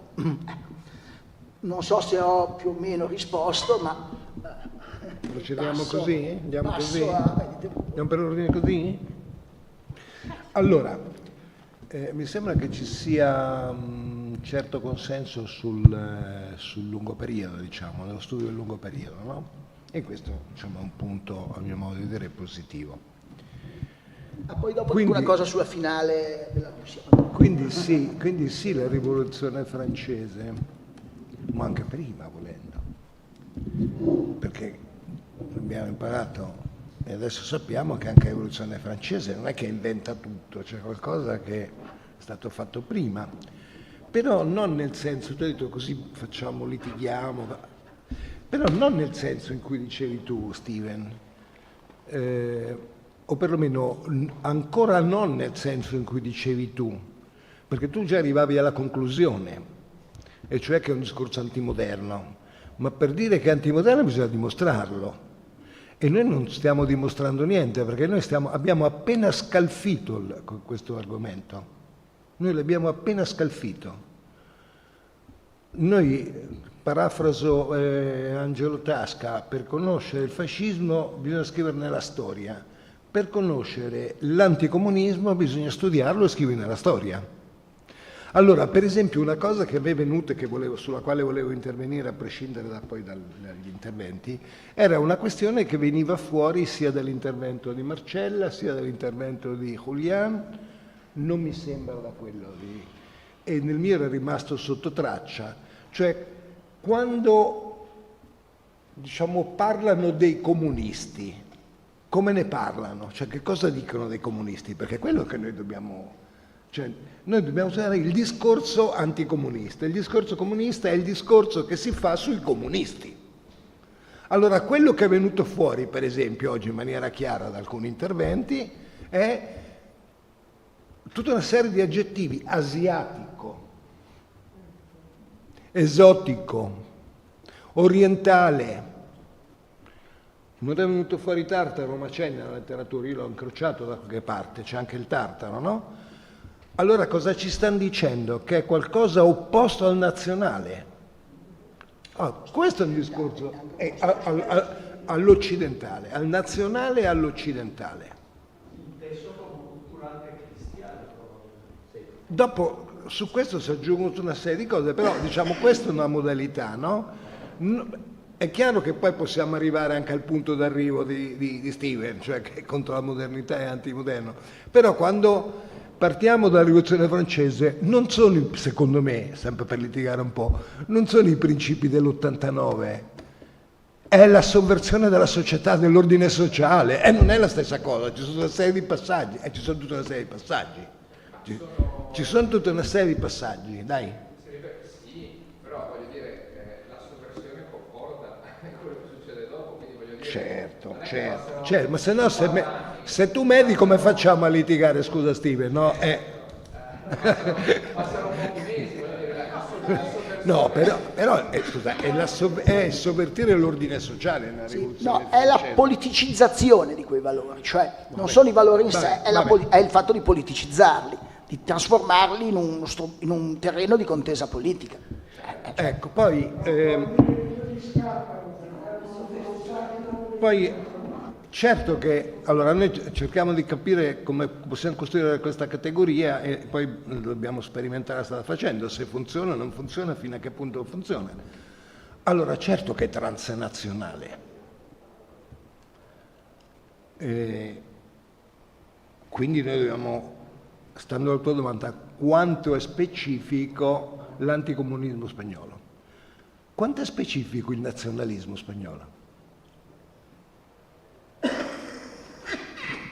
Cioè non c'è niente di più internazionale, di transnazionale dei nazionalismi, sia dei nazionalismi nazionalitari, cioè quelli del nation building, Quello dei nazionalisti che poi arrivano al fascismo, sono tutti esattamente la stessa cosa, cioè lo schema è lo stesso. È chiaro che cambia il personaggio, ma lo schema, la modalità, la narrazione è la stessa. Allora, questo cosa vuol dire? Non è che allora non c'è una specificità, certo che c'è, ma allo stesso tempo c'è anche una transnazionalità, secondo me. E basta. Vai, mi facci sognare. Allora, dunque, secondo me, sulla base delle cose che ho visto, perché, ripeto, io ho tentato di fare un'analisi di una documentazione specifica che è molto poco politica, in senso ideologico, e molto più pragmatica, in senso applicativo. Mi spiego meglio. Applicativo, cioè la costruzione di uno stereotipo, di un personaggio che viene perseguito non tanto perché rappresenta un modello ideologico, ma perché rappresenta un modello pericoloso per l'ordine spagnolo, per l'ordine politico istituzionale spagnolo. E in questo perché ho utilizzato le fonti diplomatiche e quelle del Ministero dell'Interno? Perché secondo me si riproduce quel modello di métissage che la Spagna cerca di rispondere alla rappresentazione che della Spagna si dà all'estero, con una serie di paradigmi molto simili alla modalità con cui la Spagna tentò di difendersi dalla leyenda negra costruita dagli inglesi a fine Cinquecento. Cioè ci sono una serie di... Perché gli inglesi dicono che il modello bolscevico è più pericoloso in Spagna che in altri paesi? Perché siamo nel sud e tutto è molto più acceso, no? Quindi diciamo c'è un dialogo continuo fra il dentro e il fuori, in cui si assorbono dall'estero dei pregiudizi antispagnoli che si assimilano, si fanno propri e contro i quali si cerca di muovere. Perché non mi interessa tanto se c'è anche l'italiano anarchico fra i vari modelli? Perché non è tanto quello il punto. Gli italiani hanno una presenza anarchica fortissima, è stata studiata, hanno un ruolo. Dal mio punto di vista non è tanto importante questo, quanto il fatto che ci si scaglia contro i tedeschi e contro i russi perché i tedeschi, prima di tutto, mettono in discussione la sovranità spagnola con i movimenti di spionaggio. Quindi è lì il momento in cui il Ministero degli Esteri e il governo si scaglia contro il diritto di costruire il fantasma comunista bolscevico. Perché nel momento in cui ci si difende dalle accuse dell'ambasciatore tedesco a Madrid, che dice che Madrid non ha l'autorità di chiedere le impronte digitali ai cittadini tedeschi che si trovano nel territorio spagnolo. Cioè anche lì è una risposta che è una risposta a qualcos'altro. Quindi questo modello di nemico che viene individuato copre in realtà una serie di senso di inferiorità contro cui si combatte costantemente, che è secondo me tipico del modo con cui la Spagna risponde a una frustrazione internazionale che è molto più antica della Rivoluzione francese, che senz'altro verrà alimentato anche dagli aspetti della Rivoluzione francese, ma non solo. Non è un caso che D'Alessio Prieto, che all'inizio sposa la causa bolscevica, subito dopo prende le distanze, perché non ci si riconosce più. I socialisti che sono alla Camera non si identificano più, ben presto, non più col modello bolscevico. Ma cosa ci vedono? Ci vedono il rischio, o meglio, lo spunto per migliorare. Quindi cosa si fa? Si dice benissimo, non vogliamo fare la fine dello spettro russo, non vogliamo finire come i russi, facciamo una riforma agraria, abbassiamo, introduciamo un calmiere sui prezzi del grano, evitiamo di ritrovarci in quelle situazioni, cioè interpretiamolo alla spagnola. Quindi, secondo me, c'è una specificità forte nel modo in cui si costruisce il modello del sospetto, che ha un'antica tradizione. Quali sono, per esempio, alcune delle forme di contrasto a questi estesi ricorsi all'espulsione degli stranieri? Si dice che è incostituzionale, quindi si brandisce la Costituzione della Restaurazione come strumento per difendersi dalla violazione dei diritti che si riconosce all'interno di questi imprigionamenti di massa e il modo in cui questi stranieri vengono presi e espulsi dal paese. E sono gli stessi deputati del sistema liberale che rivendicano il diritto di metterlo in discussione. Quindi è molto contraddittorio, ripeto, stiamo parlando degli anni precedenti a Primo de Rivera, quindi è un contesto, quello degli ultimi anni della Restaurazione, estremamente contraddittorio anche nel modo in cui si interpretano le possibili soluzioni in senso democratizzante del modello liberale. Però c'è continuamente uno sguardo allo specchio su quello che si pensa che sia l'identità spagnola vista da dentro e così come è rappresentata da fuori. Quindi è una modalità anche di costruzione difensiva del sistema identitario che utilizza lo spettro comunista anche per raffigurare cos'è la Spagna. Quindi siamo anche quello, cioè la Spagna è anche quello che non è il comunismo. E questo è continuamente presente nel modo in cui poi si mettono in atto le disposizioni ministeriali da parte dello governatore Civiles, che nel momento in cui non trovano realmente nemici bolscevichi contro cui muovere, si trovano in forte difficoltà nel momento in cui rispondi: ma veramente qui sono tutti tranquilli, qui non abbiamo fenomeni da denunciare, qui non ce l'abbiamo russi in carcere, anzi ce li abbiamo, ma sono per altri motivi, perché sono dei rifugiati che non hanno da mangiare e quindi ovviamente si comportano come chiunque abbia bisogno di ricorrere a strumenti, diciamo, non perfettamente legali. Quindi anche la retorica dell'opposto al nazionale è strumentale a una forma di rivendicazione di identità che è propria alla Spagna, secondo me. Un'ultima cosa legata all'aspetto economico, poi termino, è che la xenofobia spagnola degli anni 20, quindi fine della Prima Guerra Mondiale e immediati anni successivi, ha una radice economica fortissima, cioè non si vogliono gli stranieri in Spagna perché gli stranieri sia dei paesi vincitori ma anche dei tedeschi sono stranieri che hanno finalità depredatorie, che vogliono far proprio il sistema bancario spagnolo, il sistema minerario spagnolo, il sistema dei trasporti spagnolo contro la Spagna. Quindi questa xenofobia è fortemente nutrita anche da un'ansia di vedere gli stranieri che saccheggiano la Spagna quasi fosse un paese sconfitto a suo danno. Quindi anche questa chiave economica è molto presente nella modalità con cui si manifestano queste forme di xenofobia vera e propria. Non so se sono riuscita forse a rispondere a tutti. Ma... Sí, bueno, yo contestaré en castellano por agilidad de la respuesta. Sobre las fuentes, bueno, es una primera aproximación y entonces he utilizado de un lado las fuentes secundarias que existen sobre la cuestión y sobre las derechas españolas de la época, algunas recopilaciones de textos, sobre todo eso de Primo de Rivera, Ledesma, alguna cosa de Calvo Sotelo. Me faltaría mirar Gil Robles y otros líderes que en realidad eran los que en aquel momento estaban teniendo éxito, al menos parlamentario, ¿no?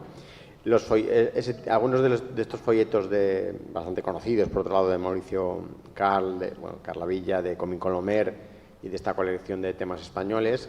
Bueno, esa colección da para muchísimo y era en los años 50 pues se tuvo una difusión extraordinaria. Y la cantidad de estereotipos que hay ahí y el discurso sobre la historia, es alucinante. Y siguen, en algunos ámbitos siguen difundiéndose este tipo de cosas, ¿eh? Y luego la prensa falangista. Aquí para el discurso de la prensa falangista de posguerra he reaprovechado cosas de cuando mi tesis doctoral, sobre todo, que bueno, pues miré durante algo más de 15 años el discurso de Alerta, que era el diario falangista de Santander.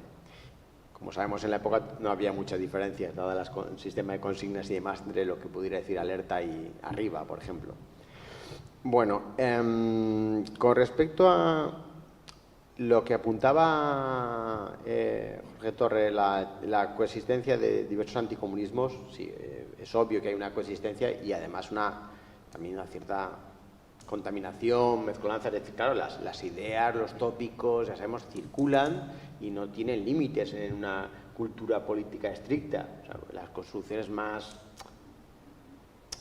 sistemáticas sí pueden estar asociadas a una cultura política incluso a solaparse más de una, pero hay ciertas ideas que sabemos que circulan mucho más allá de los límites de una cultura política concreta. Y por otro lado, una de las cosas que yo había observado son tipologías de anticomunismo o de discursos anticomunistas entre esos sectores de las derechas, que no eran tanto uno propio de cada cultura política, podría decir, uno de ellos sí, pero yo había, así digamos que de manera como primera aproximación hipótesis, había tentado de situar tres: un discurso muy de anticomunismo, vamos a llamar conservador o muy claramente defensivo, que es el que aparece, por ejemplo, en el discurso de la CEDA en los años 30, la primera mitad de los 30, y que luego instrumentaliza mucho el franquismo a partir del 45, es decir, simplemente el del miedo a la revolución, a la alteración del orden social y el ataque a la religión. Entonces, eso sirve como una especie de movilización defensiva, o al menos de buscar apoyos, ¿no? Apoyo sea para las urnas o sea para apoyo al régimen franquista, legitimación del régimen franquista, para que no venga lo otro, que es el comunismo siempre. Luego está el discurso más inserto en las teorías de contubernio conspirativo, la obsesión por la conspiración judeo-masónico-bolchevique, que me aparece mucho en medios integristas, pero eso no solo, porque salpica todas estas derechas. Y digamos que hay autores que o lo tienen tan interiorizado o piensan que es una herramienta tan útil que es constante la presencia de este elemento. Siempre el comunismo aparece dentro de esa visión conspirativa, y detrás de los bolcheviques muchas veces eso, está la masonería o el judaísmo internacional. Entonces es tan fuerte la herencia de esas tradiciones de conspiración que se inserta ahí. Y luego el anticomunismo más propiamente fascista o autodenominado revolucionario, que es el que procura poner en primer plano, dice, nosotros somos una alternativa al comunismo, la alternativa real, porque nosotros somos revolucionarios, proponemos una revolución nacional frente a la revolución antinacional y de clase. Bueno, y sobre el tema de la cuestión transnacional estoy totalmente de acuerdo. Yo me he centrado mucho en los momentos nacionales, se podría decir, pero las ideas que están circulando son claramente, están circulando por todo el mundo en aquel momento. Se ve mucho, se dice que Calvo Sotelo, cuando vuelve en el 34 a España con un discurso más duro, mucho más duro, y es porque la influencia que ha recibido de la prensa anticomunista francesa, por ejemplo. Y hablamos antes de la difusión de, bueno, las traducciones, la difusión de mucha literatura anticomunista, sobre todo procedente de lengua francesa en España, o directamente las traducciones, ¿no? Entonces esto es muy evidente. Por tanto, el anticomunismo español es mucho menos específico de lo que afirma. Se tiene que afirmar como nacional, producto de la experiencia española. Kurzweil decía que los españoles somos, desde la guerra civil, somos anticomunistas por instinto, porque hemos vivido esto y no hace falta que razonar más. Pero evidentemente pues hay toda una serie de estereotipos y que están circulando internacionalmente y siguen haciéndolos. Esto que se comentaba, que se parezca anecdótico. de esto de vincular nazismo, fascismo con socialismo, comunismo, esto está circulando internacionalmente. Y el anticomunismo actual, yo diría que tiene muchas características comunes el que se está manejando en Estados Unidos, en Latinoamérica, en Europa, que es como oposición a todo lo que huele a progresismo e intervención del Estado en la economía, en la sociedad, pues se reproducen mucho las ideas. Vuol dire, il fatto che sia transnazionale e il fatto che abbia specificità nazionale non sono in contraddizione, vuol dire, la questione è che si tratta di descriverle e interpretarle. Son ideas que circulan internacionalmente. Facciamo magari il secondo round di domande. Sono una cosa... Una cosa sulla finale Russia... Beh, hai finito? Una cosa. Sì.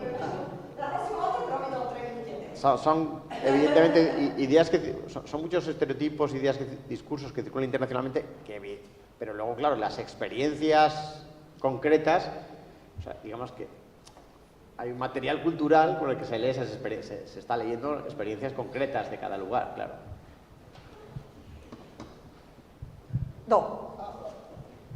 Secondo round, c'eri tu.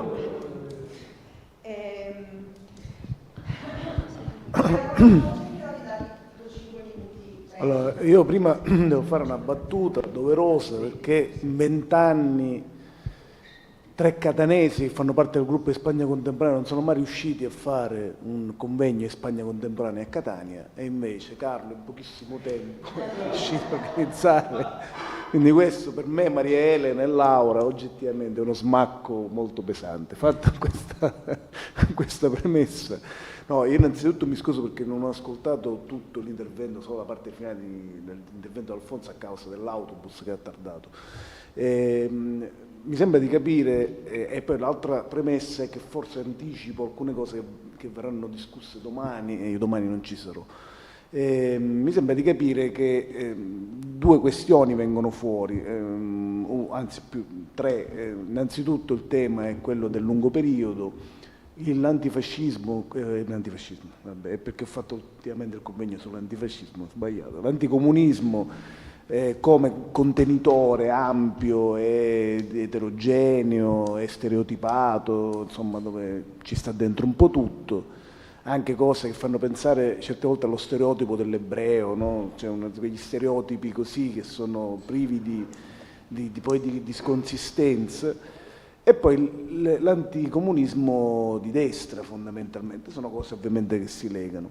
Però c'è anche l'anticomunismo di sinistra, che tra l'altro è anche negli anni 30, e peraltro l'anticomunismo di sinistra non risponde alle categorie che diceva prima Steven, cioè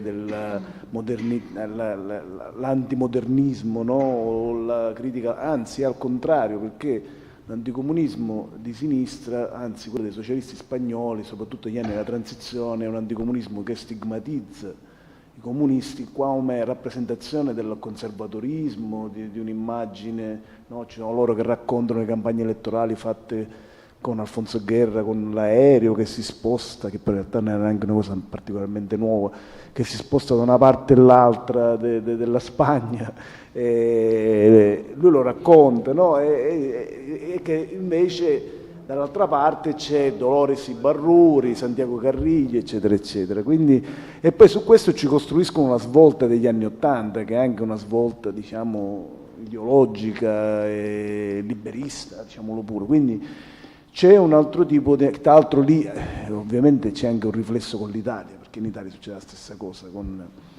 Quindi c'è questo aspetto che mi pare che sia un aspetto molto importante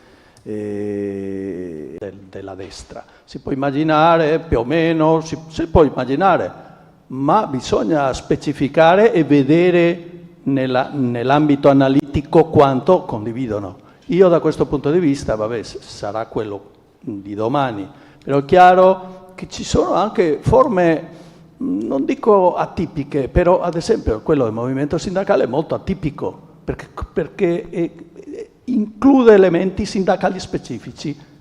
E quindi anche lì, perché uno direbbe, finora abbiamo parlato dell'anticomunismo di destra, eccetera, eccetera, ma un po', come aveva detto lui, È chiaro che esiste un anticomunismo molto forte, anche democratico, o considerato democratico.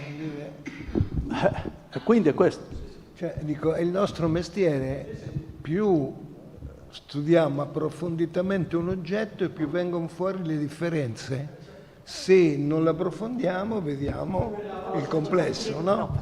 Ma voglio dire, le differenze e anticomunismi ma cioè, sono chiarissime senza averli studiati. L'anticomunismo cattolico nel comunismo innanzitutto pone la questione dell'ateismo, cioè nell'anticomunismo democratico liberale non c'è la questione dell'ateismo. E così tante... Paradossalmente possono, è questo che è chiaro che le differenze sono differenze, certo sono modelli differenti, però magari ci sono elementi comuni, magari che non avevo visto. No, certo. Io penso una cosa giusto per ci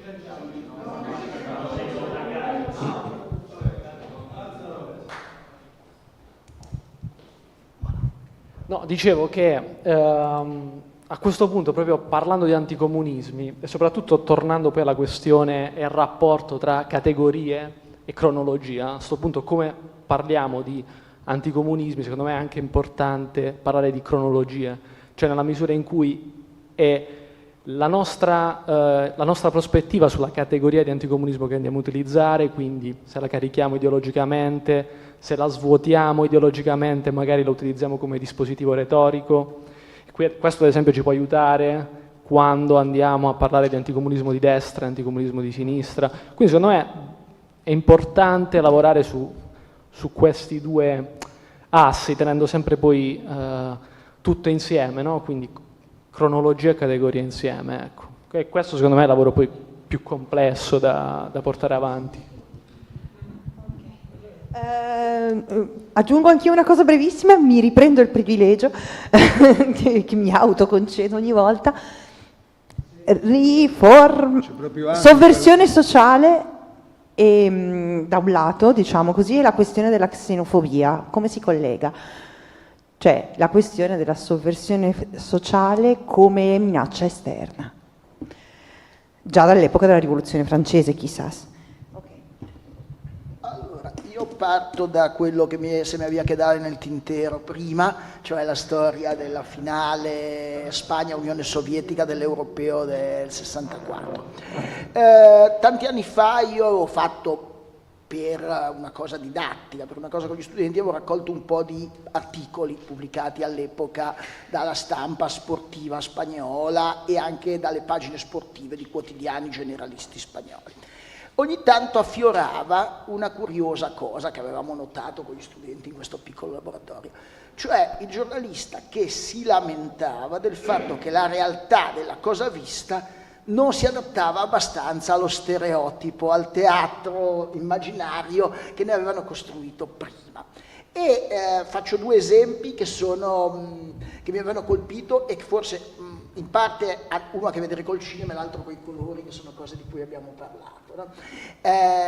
Uno era un'osservazione di passaggio sul senso di frustrazione che gli aveva provocato vedere Yashin, Lev Yashin, il portiere dell'Unione Sovietica, vestito come lui tipicamente vestiva, aveva questo appodo del ragno nero, no? Cioè totalmente vestito di nero, con i guanti neri e la calzamaglia. No?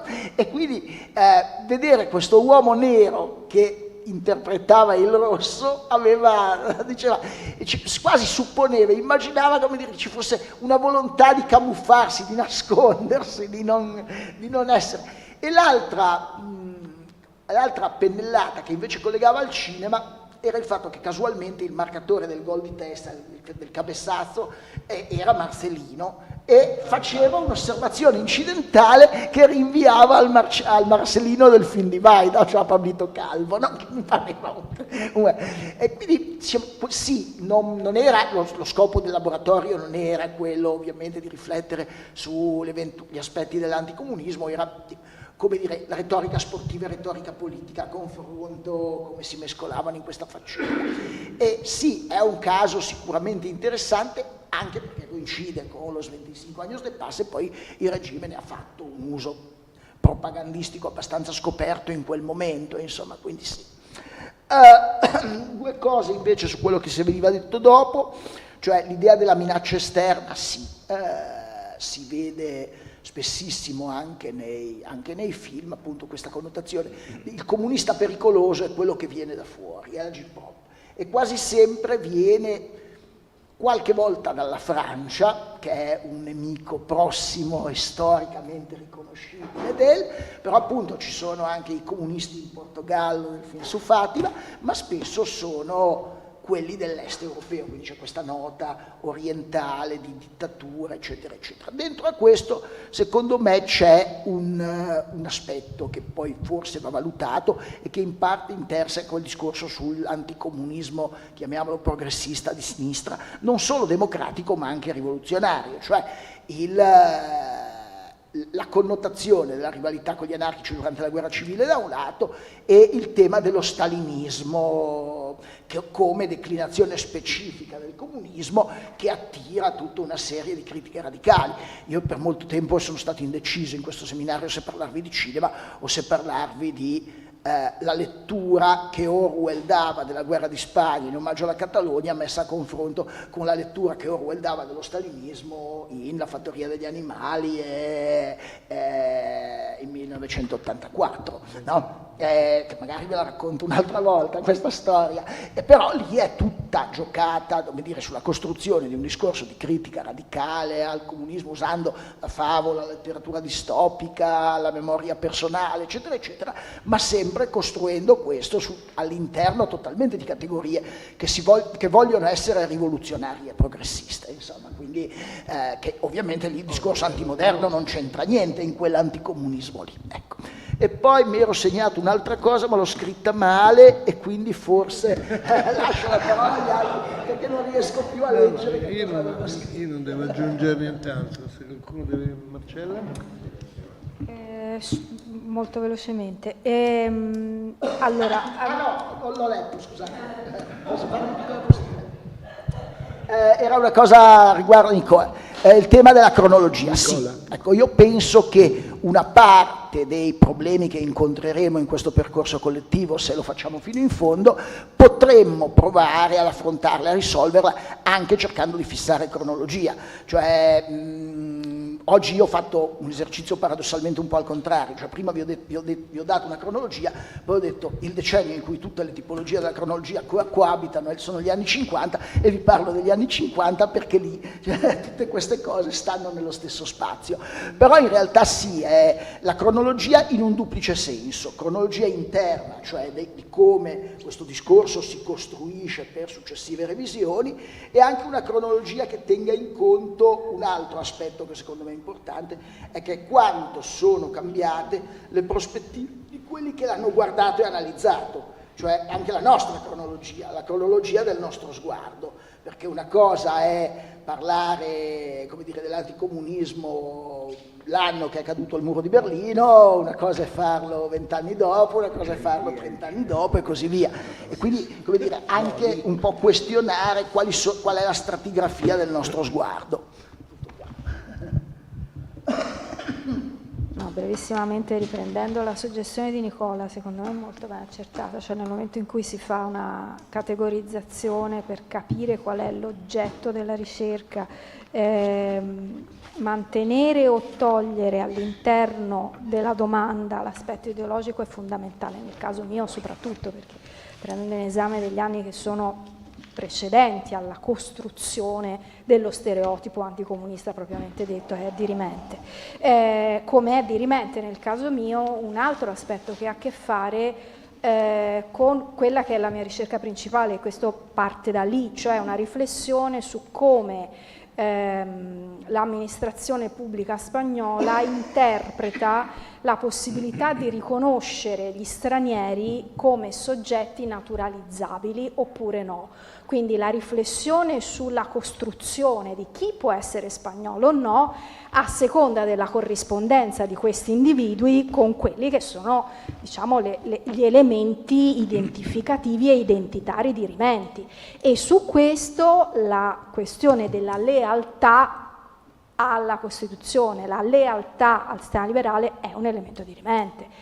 esattamente come lo stereotipo negativo dell'ebreo, che è alla doppia lealtà, è lo stesso discorso che si fa sui bolscevichi, che hanno la doppia lealtà, quindi non si possono accettare i russi, non si possono naturalizzare, non si possono accogliere come propri stranieri naturalizzati, perché non sono leali alla Spagna, sono leali a altro, che non è lo Stato spagnolo, che non è questa identità spagnola. Quindi questo tema della lealtà, secondo me, è un altro elemento dirimente, perché serve per identificare. Ecco perché quindi la questione sociale si unisce con la xenofobia, che è una xenofobia economica, è una xenofobia legata a un modo in cui si intende la cittadinanza spagnola, che si costruisce attorno a delle categorie. Chiudi, dichiara e chiudo la basta, no, Avete altre domande? no. Saluti e baci. Ringrazio tantissimo tutti il pubblico e i nostri fantastici relatori e chiudiamo qui allora questa giornata.